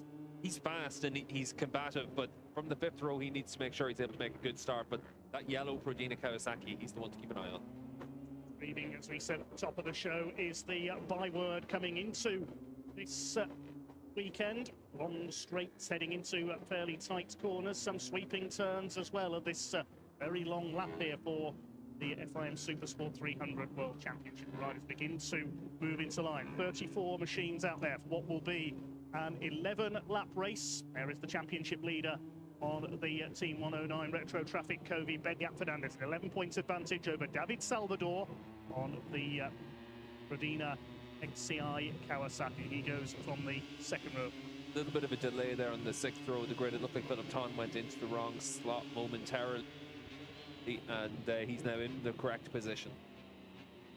Right, so that's everybody is in position. Three different manufacturers on the front of the grid: Yamaha, Kawasaki and Kobe. Racing lights to come on. First race of the weekend for the FIM Supersport 300 World Championship here at Motorland Aragon. The red lights are on, the revs are up, and away we go. Decent start by Vanucci from pole position. A good start by Benyat Fernandez as well. Risueno's coming up on the number 39. Who's going to get the whole shot into turn one? Vanucci is there, but Benyat Fernandez has the inside line, and the Covey takes the lead. They look just about all made it round turns 1 and 2. Carter Thompson trying to file his way through at turn 3, up into the lead, elbow to elbow with Benyat Fernandez, and comes through into the lead. Vanucci trying to slot his way through on the white machine, number 91 into second place. Salvador and Risueno moving to the inside, but Benyat Fernandez sweeps across. First of the KTMs is Jeffrey Bowes, making the move up into P4 as they start to climb up towards the corkscrew for the first time. It looks like it is Carter Thompson who has made a slight break at the front of the field, the Australian on the number 50 for MTM Kawasaki. The 17-year-old leads Matteo Vanucci. Fernandez is in third place, and Jeffrey Bowes fourth. David Salvador rounds out the top 5 as everybody else jockeys for position behind. Bowes up the inside into the right hand as they start to drop down the corkscrew, but he stays third. The first two able to break away very slightly as a result. Yeah, and this is where it becomes really important for the riders in this group as well. You don't want to lose too many positions in these early stages. You want to keep yourself in those top 4 or 5 spots. Come towards the back of the circuit, then it's the left at turn 12 next up, then the right at 13, the S-bend through 14 and 15, then into this immensely long back straight. We'll see them fan out 5 or 6 abreast at the very least down there as Carter Thompson leads the way, looking for the second win of his career. His maiden win came at the Emilia-Romagna round at Misano. He's got Matteo Vanucci tucked in behind him as they head towards this long back straights. Let's see who's going to be the first to break the toe. Jeffrey Bowes slotted into third place. Fernandez is back to fifth behind David Salvador on the yellow, number 38 Kawasaki. Juan Risueno, the Spanish champion, is in behind them. Then it's Danny Mugeda. Uchi making a move to the inside. Bose goes to the outside. They're going to go 3 wide. Bose is going to sweep round the outside to take the lead on the Freudenberg KTM. Cutting to the inside is Salvador and Risueno in there as well, battling for 4th and 5th with Beñat Fernandez. They come round to complete the first lap. Jeffrey Bose has the lead.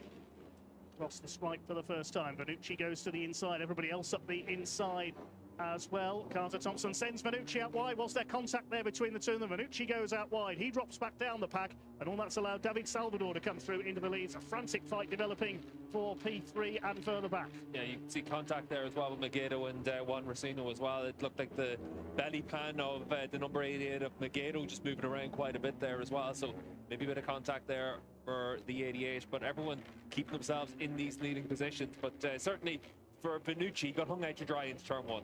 He certainly did, and he's back now to down to the lower reach. In fact, he's out of the point scoring positions in P16. Roberto Fernandez, where's he come from? He started in P15, and he's up into 2nd place. Again, local knowledge of this circuit, the man from Madrid. There's Kevin Sabatucci, the most experienced Supersport 300 rider of all, on the number 85 back in the midfield. He started in 10th position, just outside the points at the moment. David Salvador has taken the lead from Carter Thompson. Roberto Fernandez on the Kawasaki Junior Team machine is in 3rd. Jeffrey Bose led at the end of lap 1. He's back to 4th position. Beñat Fernandez, the championship leader, in P5. If things stay as they are, his lead will be down to 2 points, but they certainly won't stay as they are on a circuit of this nature in Supersport 300. Carter Thompson back into the lead then.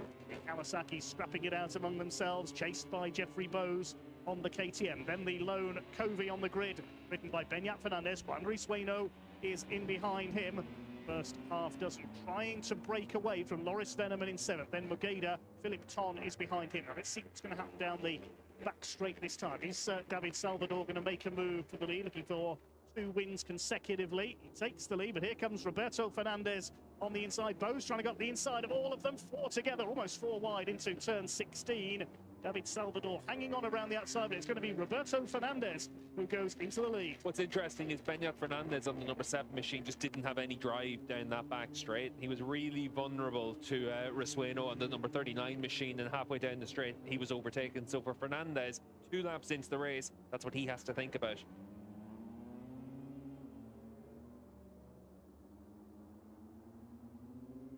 Classic there for Roberto Fernandez. You lead down the straight, you get swallowed up on the slipstream there. It's Jeffrey Bose who's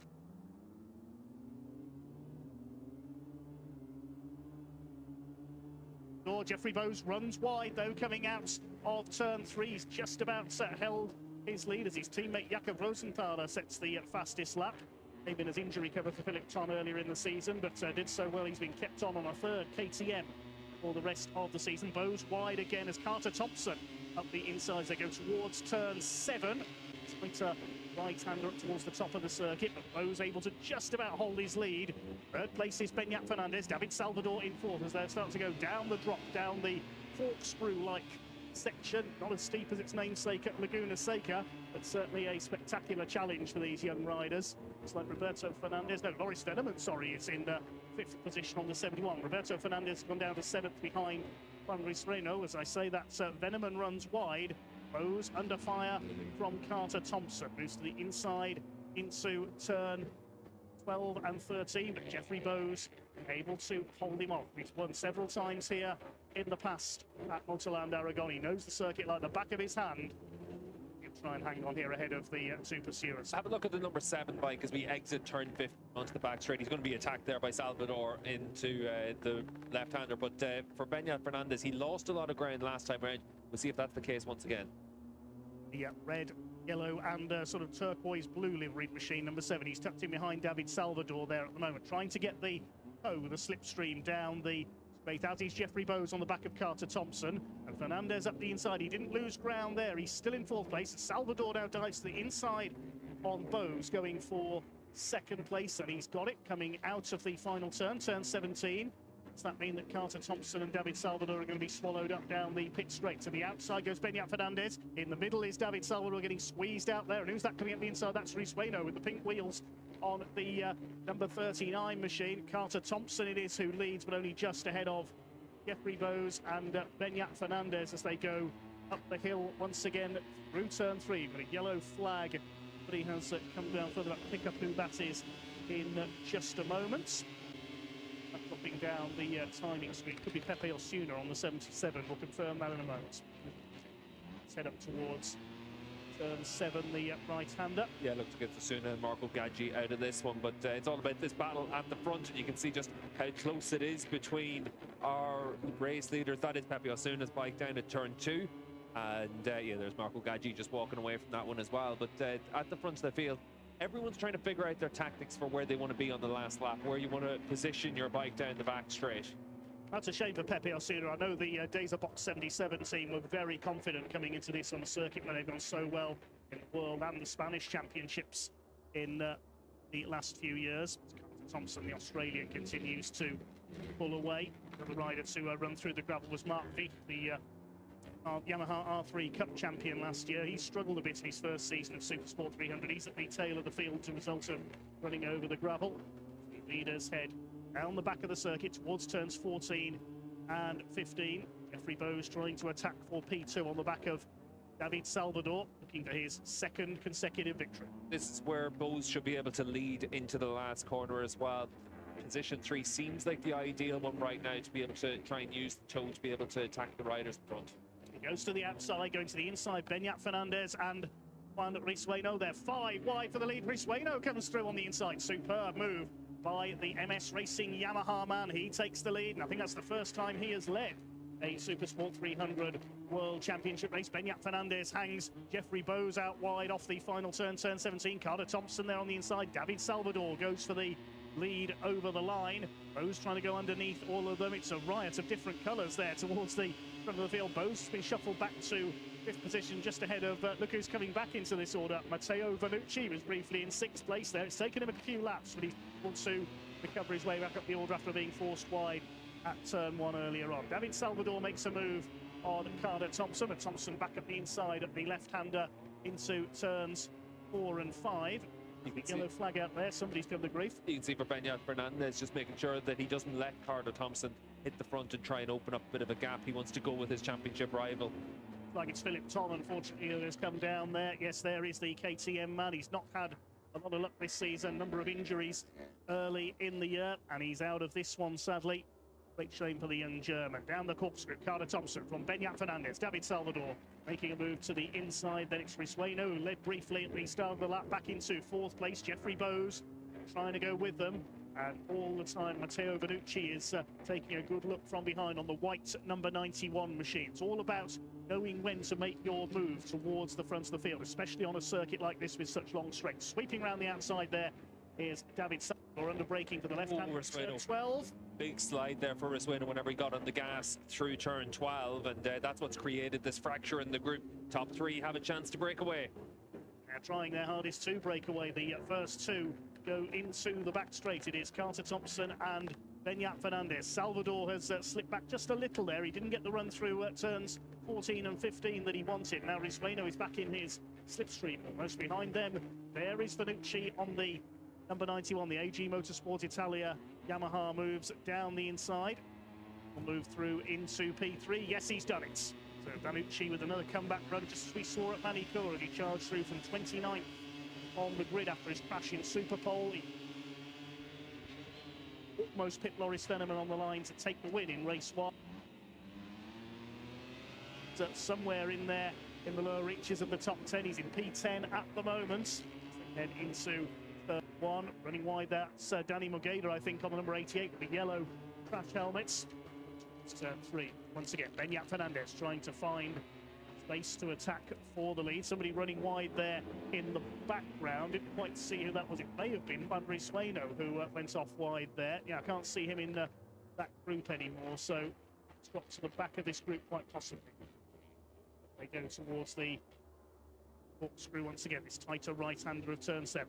Yeah, I think it might have been Uno Calateo that dropped down there. It looked like Risueno's still in that group, but top 3 back together now. Benucci's done a good job, obviously, to come back through the pack after dropping down outside the points after running off at turn 1 on those early laps. Yes, Risueno is still there. He's just lost a couple of places. He's in P7 at the moment. It was another of the Yamahas that ran off wide there. David Salvador just trying to keep pace with the 3 leads. He's gone wide there, so has Jeffrey Bowes, and a big moment over the curb there for David Salvador. We saw a lot of moments yesterday for Bowes running out over those curbs, and riders just try and push on as hard as they can to use up as much of that track as they can. They're taking some risks fairly early on. We're only on lap 6 of 11. He's just over halfway in this first race of the weekend for the FIM Supersport 300 World Championship here at Untitled Aragon, and a change for the lead. Matteo Benucci has come through, so he's made the recovery. He's marvellous at doing this, the experienced Italian, but Carter Thompson is fighting back. Beñat Fernandez is keeping a watching brief from that 3rd place. They're side by side, Yamaha versus Kawasaki. Here comes another Kawasaki on the inside. David Salvador's going to go underneath all of them into turn 16. 4th to 1st in a single move for the Spaniard. The Spanish fans will be pleased with that because their riders now run 1 and 2, because Beñat Fernandez has come through into 2nd place. Over the stripe they come once again, almost 4 wide once more. Beñat Fernandez trying to go through the middle. Benucci back up. So this is marvellous stuff. Typical Aragon Supersport 300 World Championship racing, and Benucci retakes the lead. What's interesting with it is, though, that the front 4 are now back with the 2nd group, and we've got one big group of about 10, 11, 12 bikes all closely matched now. So every time that the leaders have opened up a little bit of a gap, the 2nd group has come back to them.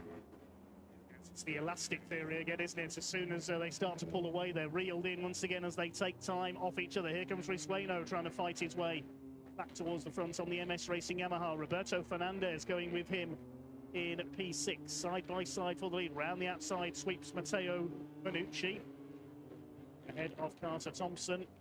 Salvador looks behind. Beñat Fernandez is still there on his tail. Carter Thompson has a look to the inside as they drop down into turns 8 and 9. We don't very often see overtaking manoeuvres there. 8, 9 and 10. The corkscrew circuit opens out through turn 10 into the slight left into 11. Turn 10 informed in Marc Marquez corner.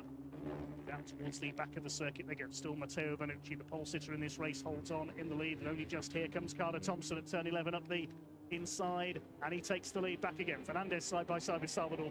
But you can see again that front 6 just starting to open up a gap over Jeffrey Bowes in the first half of the lap. That'll come back down the back straight. But for Jeffrey, he doesn't quite have the same speed as these other riders around him.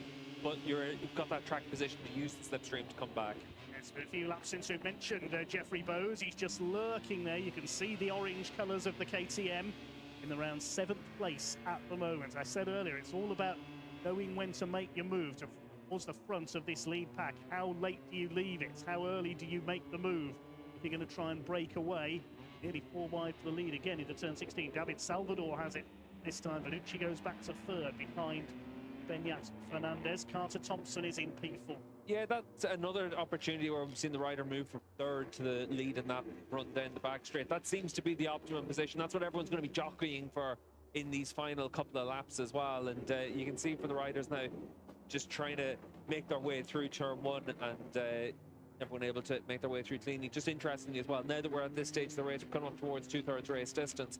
It's also important to remember, if a red flag comes out now, the race will be declared as a full result. Also, it's Risueno and Fernandez and Benucci currently on that front row with the grid. Roberto Fernandez on the number 13 bike.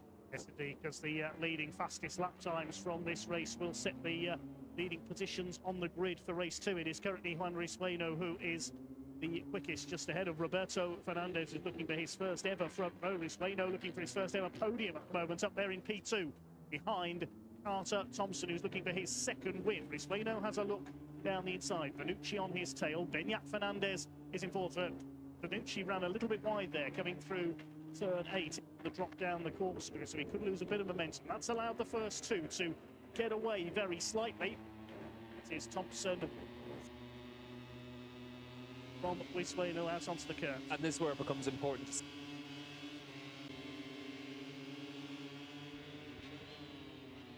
And doesn't wait for that gap to open up. He wants to be in a position to try and run through these few corners and get as close back on to Risueno as he can. But really impressive from the number 39 rookie this season, Risueno. In the second half of the year, he really has made a big step forward. Certainly has, yes, and his experience of Motorland Aragon really counting for him here as he gets into the slipstream of Carter Thompson. Big round to start there. 9th lap at this time, just 3 to go. Here comes Juan Risueno. He's being squeezed towards the inside by Carter Thompson. Is anyone else close enough to challenge? There's Vanucci, Benyat Fernandez there under fire though from David Salvador, trying to make a move down the inside. Can he get the slingshot here? He's done this a couple of times already. He's right up there with Carter Thompson. Can he turn it back to hold the lead? Yes, he can. David Salvador from nowhere, almost up the inside there, 5th to 1st in a single move. So he knows now how to position himself, but can he hold it to the line on the last lap? Because here comes Benyat Fernandez and Carter Thompson up the inside. Matteo Vanucci's gone underneath all of them into turn one. This is marvellous stuff, typical of the Supersport 300. There was a bit of a moment there, possibly some contact involving Salvador and Carter Thompson. Yeah, you can see Benyat having a little look over his shoulder on the run down into turn 2 as well, as he gets pushed out wide through turn 3. You have to keep an eye on those track limits as well as we move towards the final few laps. Reno back up the inside. He got slipstreamed on the run down the pit straight back into P5. He's got 2 of the Kawasaki, so Roberto Fernandez and Loris Veneman on his tail. Is Veneman just biding his time, keeping his powder dry? Bose has dropped to the back of this group as well, behind Danny Mageda and Unai Alatayud. So maybe we'll see Jeffrey Bose start to make his move for the front now. Vanucci and Thompson battling out for the lead of this race with Fernandez behind them. So it's the 3 front row starters currently hold the top 3 positions in the race, with David Salvador on their tails. Let's see what he's going to do. He seems to have the move down the end of the back straights pretty much nailed on so far. He can squeeze, slingshot down the inside. Carter Thompson leads as they come towards the left-hander at turn 12. Benyat Fernandez on the inside defending from Matteo Vanucci. Here comes Juan Risueno. Somebody's run wide. That was Bose there running wide over the curbs at turn 12. Lost him a little bit of momentum. It's been a messy race for Jeffrey up to this point as well, as we head into the last 2.5 laps. This is actually one of the important laps, because this is really whenever you test your theory about what you want to do on that final lap in terms of track position down that back straight. They come then. Carter Thompson still leads the way from Benyat Fernandez, who's going to try the move down the inside. David Salvador's in position, so is Risueno. He's going to move to the inside and try and outfox Salvador here. Vanucci's just behind them. Salvador at the inside. He's going to do it again. David Salvador, that's his specialist move, the inside into turn 16. But can he hold it for long enough on the run up to the line if he does that on the final lap? That's the theory he is testing. As we mentioned there, Steve, up alongside him is Carter Thompson. Does he lead at the line? Not quite. Fernandez through the middle. Another chance where we've been able to see that rider that comes onto that back straight in 3rd or 4th position, just able to use the near 1 kilometre long straight to move themselves up to the front. For Jeffrey Bose, though, this is very important for his championship challenge. He needs to make progress now with 2 laps to go. He's fallen out of touch. Risueno knows he needs to make progress well, pushing one of the Kawasaki's aside there. I think that was Roberto Fernandez on the number 13. Loris Veneman's in there with him as well. They're battling over P5 as Carter Thompson continues to lead the way from Salvador. Benyat Fernandez. David Salvador trying to stay in 2nd place here so he can get that slingshot down the inside of Carter Thompson at the end of the back straight. We're on the penultimate lap of this pulsating FIM Supersport 300 World Championship race now. Down the corkscrew they come for the second to last time. Danny Mageda's on the move as well. He's coming into the mix on the 88, up into 4th place. Yeah, Mageda doing a good job just to ghost his way through this group. Certainly is ghosting his way through. He's coming very quietly through that group from the back of it. He was battling with Jeffrey Bose a couple of laps ago for around P9. Up to P4, there's Risueno in there as well. You're trying to see what everyone's strategy is at this stage, and Carter Thompson's strategy is obviously to lead from the front. For David Salvador, he's been able to come really strong, 2nd, 3rd, 4th onto that back straight. Benyat Fernandez, he needs to attack at all times, it seems. Danny Magedo's a bit of a wild card right now. We haven't really seen anything from Magedo, so let's see what he does on the run down in towards the end of the back straight from that 4th on the group. Here we go then. This is the dress rehearsal for the last lap down the back straight. Has Carter Thompson been able to get clear on the MTM Kawasaki? I don't think he has. Look at the toe there from David Salvador and Benyat Fernandez. Now Fernandez has got the run to the inside this time. He's going to take the lead under braking for turn 16. Carter Thompson turns it back. Manucci's tucked in there at the back of this group. First time we've seen Benyat try and do that as well. We saw it a couple of laps ago whenever he was up against Carter Thompson trying to take the lead into that last corner, but trying to use that slipstream, and it worked quite well on that lap. But you can see the run to the line is so important as well. Here we go then with the last lap here at Motorland Aragon. It's David Salvador who leads into it from Benyat Fernandez. Battle for third is between Carter Thompson and Matteo Vanucci at the moment. Could Vanucci outfox all of them? He hasn't led since the first lap of this race when he was pitched out wide going into turn 1 for the second time. We've got a spill further back with number 61. It's a Beatty that's gone down the last corner. You can see on the run up to the top of the hill here, Fernandez just trying to give himself that chance to attack David Salvador once again. Salvador has been really happy to sit behind these riders, but now everyone's in that position where you're trying not to be the leader on the last lap. That's why Salvador took that big wide line on the entry into 7. He was leaving the door open for someone to come through. Nobody wants to come through. Yeah, nobody wants to lead at this point. You can see they're all trying not to. It seems bizarre. It's brought Jeffrey Bowes back into the race, so it's not going to work out great for some riders in this group. This is going to be very interesting. Can you fit bikes 9 and 10 abreast down the back straight here at Motorland Aragon? Well, we're about to see in a few quarters' time. David Salvador leads them from Benyat Fernandez. Carter Thompson's well positioned in third. Salvador's done the right thing now. He started to try and open up that gap to split the group ever so slightly and try and leave it where in this part of the track you're not going to drop too far back, but you don't want to lead, and that's where Carter Thompson in third position right now. He's got the box seat because he is the rider that probably will get the best of the slipstreams in front of him. The Kawasaki strong in a straight line. Here we go then. Take your positions, riders, down the back straight for the last time. They're almost to the checkered flag, just those two left-handers to go at 16 and 17. What's going to happen? Carter Thompson up on the outside of Benyat Fernandez. Matteo Vanucci will go down the outside as well, but has David Salvador done enough? Here comes Risueno up the outside. Vanucci, they're going to go 5 wide into the final corner. You can see David Salvador dropping back in to try and get the toe, but has he left it too late? He's up the inside. He's done this a few times already. Carter Thompson's in his way. Here they come out of the final turn towards the checkered flag. Is it going to be Carter Thompson on the MTM Kawasaki? Up towards the line they come. Carter Thompson wins at Motorland Aragon. David Salvador in second. 0.037 of a second the margin. Yeah, great victory there for Carter for second win of the season. What was interesting there as well was Benyat Fernandez. He bundled Vanucci out of the way through turn 17. Didn't do anything dirty, but he was making sure his bike was there, and Vanucci had to lift it up ever so slightly, and that was the difference between finishing on the podium and maybe finishing off the podium. An important 16 points for the championship leader, a critical 25 points for Carter Thompson. That bounces him right up into third place in the championship, only 16 points off the lead. Career win number 2 for Carter Thompson of Australia on the MTM Kawasaki, following up his victory at Misano earlier in the season, and pitches him right into championship contention. David Salvador likewise, he's now P2 in the championship, just 7 points off Benyat Fernandez with that second place. Fernandez takes third position. That's the 5th podium of his rookie season. David Salvador with his 6th career podium. Matteo Vanucci from pole position in that race was elbowed down out of the points at one stage in the early laps after being forced wide at turn 1. He fights back to P4. That's moved him up into P6 in the point standings. It's quite a way back on Jeffrey Bowes, who is P5. As for Julio Garcia, another of our championship champions, we never really saw him. He was back in the second group. He finished P13 in that race, so pick up a few points there, but he's back in 4th in the championship now, ahead of Jeffrey Bowes. Still, he finished in P10, was at the back of the leading group there. He couldn't get the move through in the closing stage. A bit of a scrappy race, as we said earlier, for the Dutchman.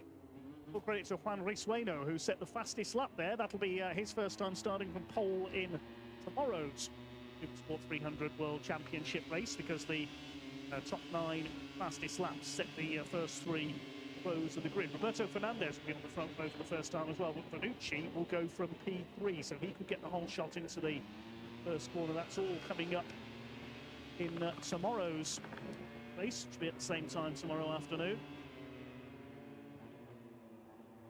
The flag's about to be handed to Carter Thompson.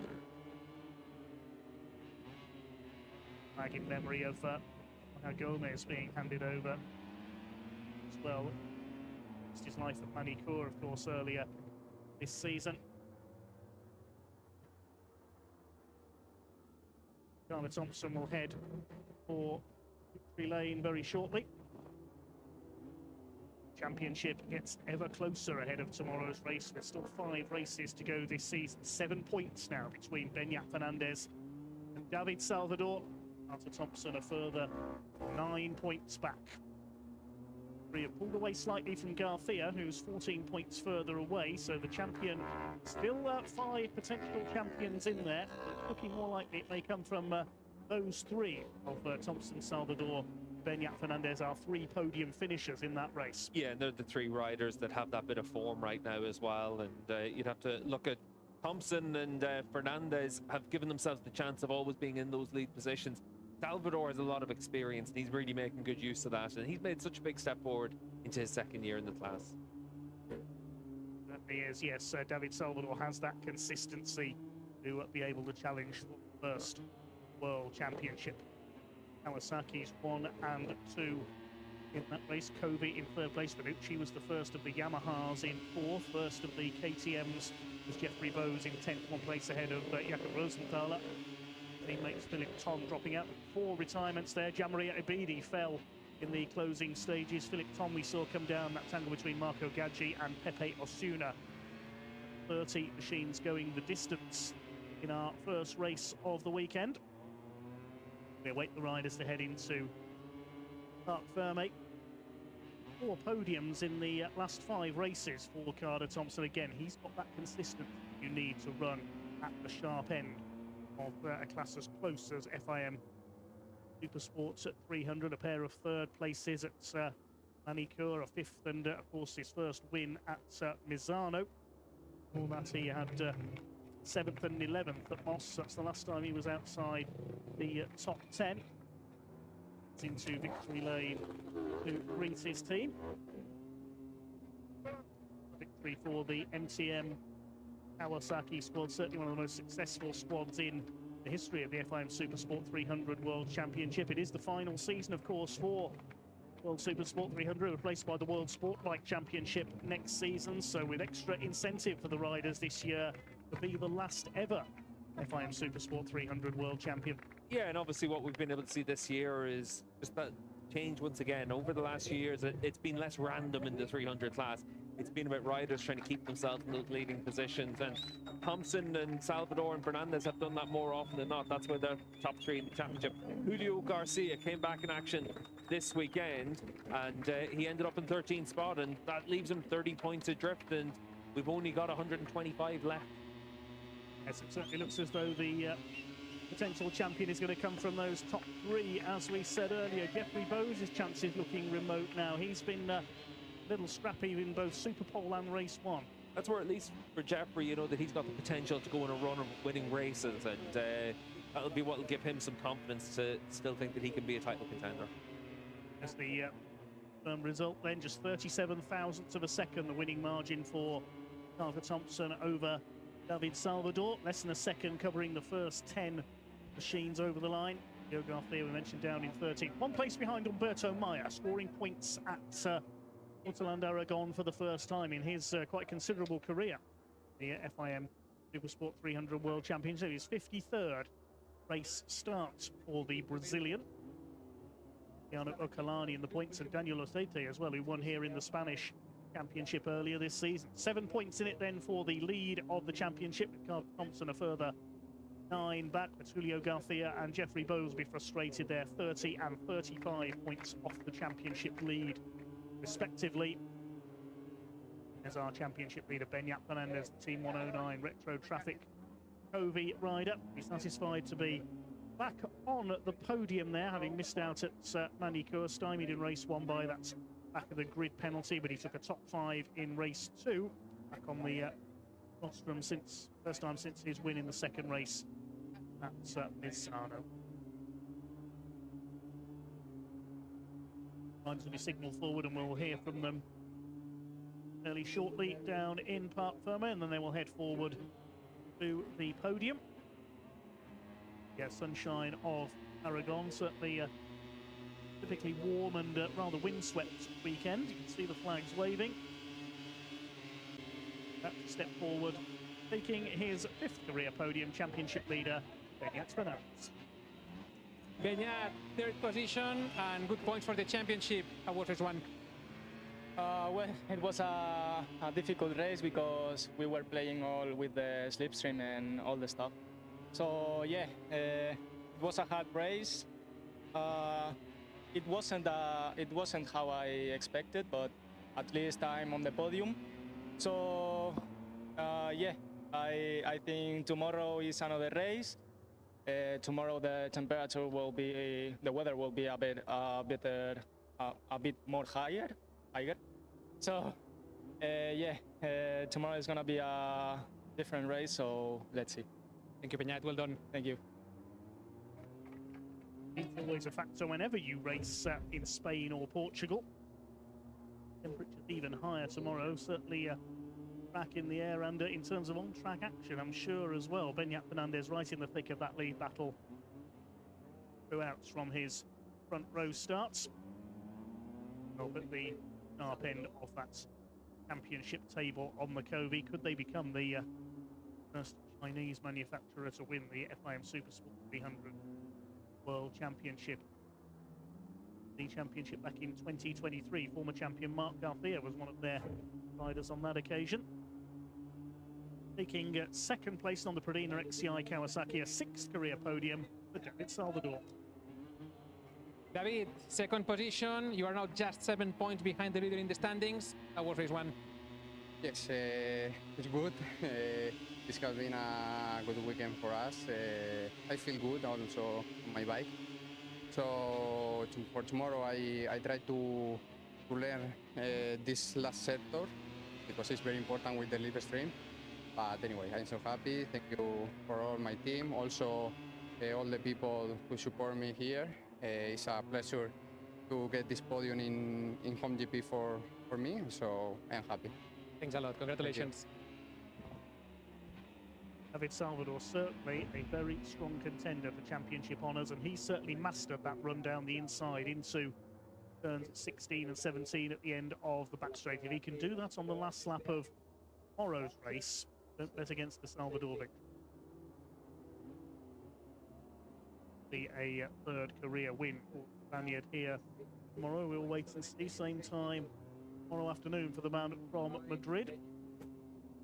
Win goes to Australia for only the second time in FIM Supersport 300 World Championship history.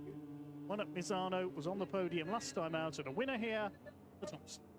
Carter, you just achieved your second ever win here in World Supersport 300. You must be delighted, isn't it? Yeah, I'm very happy. I had a great race. I felt comfortable the whole time. Thanks to the team for helping me get a great bike this weekend. So yeah, feeling great. So it was a great race. Congratulations. Thank you. Thompson, I think a little bit lost for words. Looked rather exhausted there after his efforts in the lead back throughout. Yeah, Carter's just very matter of fact and doesn't get too high, doesn't get too low, and a lot of that will play a big role in who's able to come out on top in the championship battle this season as well. And for Carter, this is an important race victory, an important 25 points to pick up, because with Beñat Fernandez on the podium as well, it's still 9 points that Thompson pulls back. Only 16 points between our top three in the standings now. And we'll move into tomorrow's race, and Thompson and Beñat are going to start in the fourth row of the grid, and David Salvador will start up there in the second row. So there'll be a little bit of work to do in those opening couple of laps for the guys that finished in first and third in this race. Jeffrey Bowes and Maurice Veneman will be there on row 3 as well. Henry Sueno, his first ever start from pole position in tomorrow's events. Going to be a very interesting battle indeed. With that a little bit more mixed by the new rule over the last 2 seasons, where the fastest laps set the leading grid.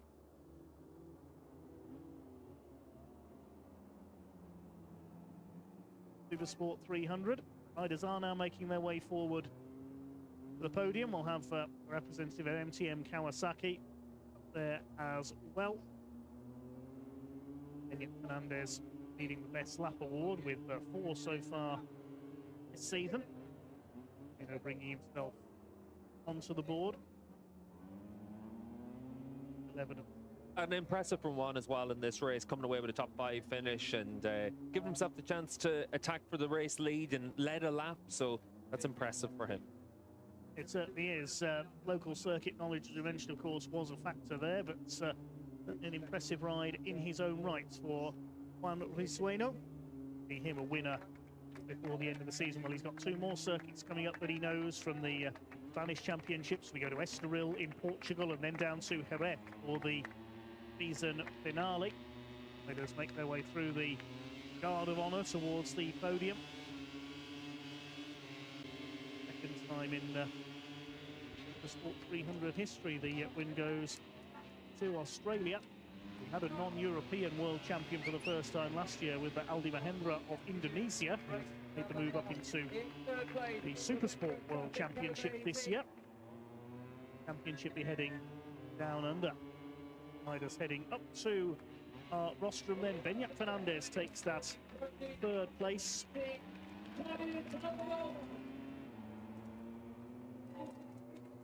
Fifth podium of the season, of his rookie season for Beñat Fernandez. David Salvador onto the podium for the 6th time in his career.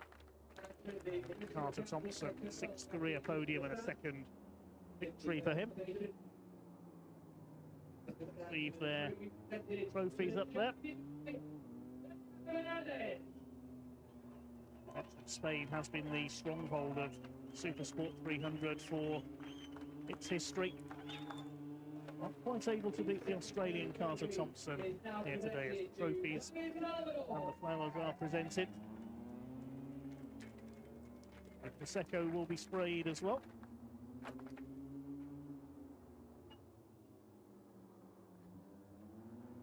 Race winner's trophy, the 25 World Championship points.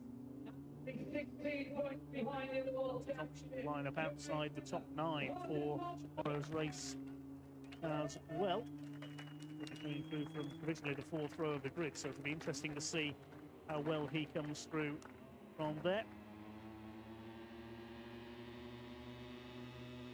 We await a representative of MTM Kawasaki to make his way onto the podium for the team's award as well.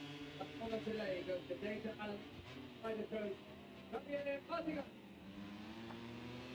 see the teams honoured as well. Nice to be able to see Xavi Artigas up there on the podium, and a very successful rider in a lot of junior categories as well. The European Talent Cup front runner and champion back in 2018, and went on to race in the Moto3 World Championship. So good to be able to lean on him if you're Carter Thompson. Yes, great support in his pit box from all round from the MTN team. Some great personnel from on and off track helping Carter Thompson out, and indeed their other riders as well. Now we will hear the national anthem of the winning rider, the national anthem of Australia.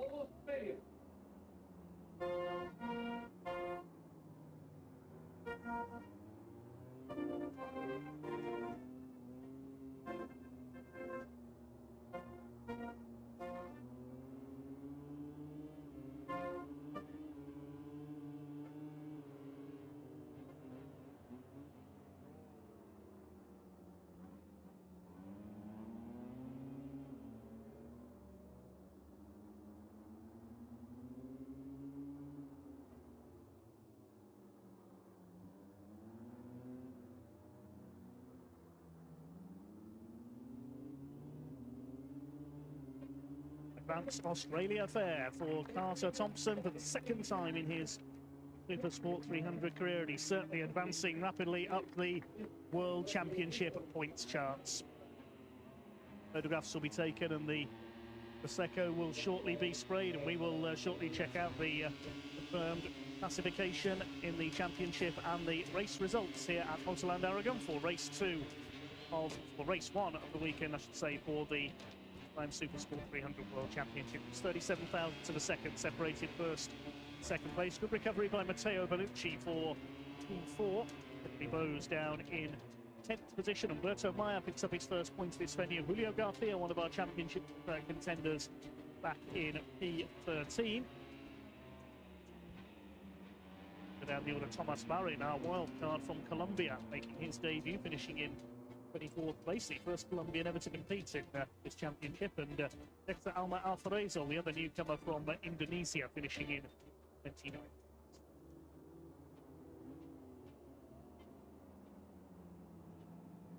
In the championship, we see just 7 points between Beñat Fernandez and David Salvador. Carter Thompson lifts himself from 5th up into 3rd.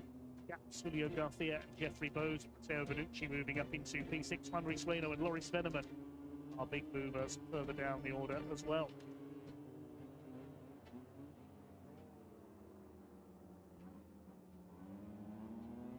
Daniel Osete in the points at his home venue as well.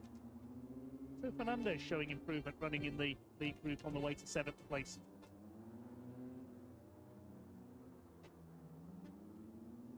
Kawasaki now 68 points clear in the Manufacturers' Championship. Covey jumped a point ahead of Yamaha for second.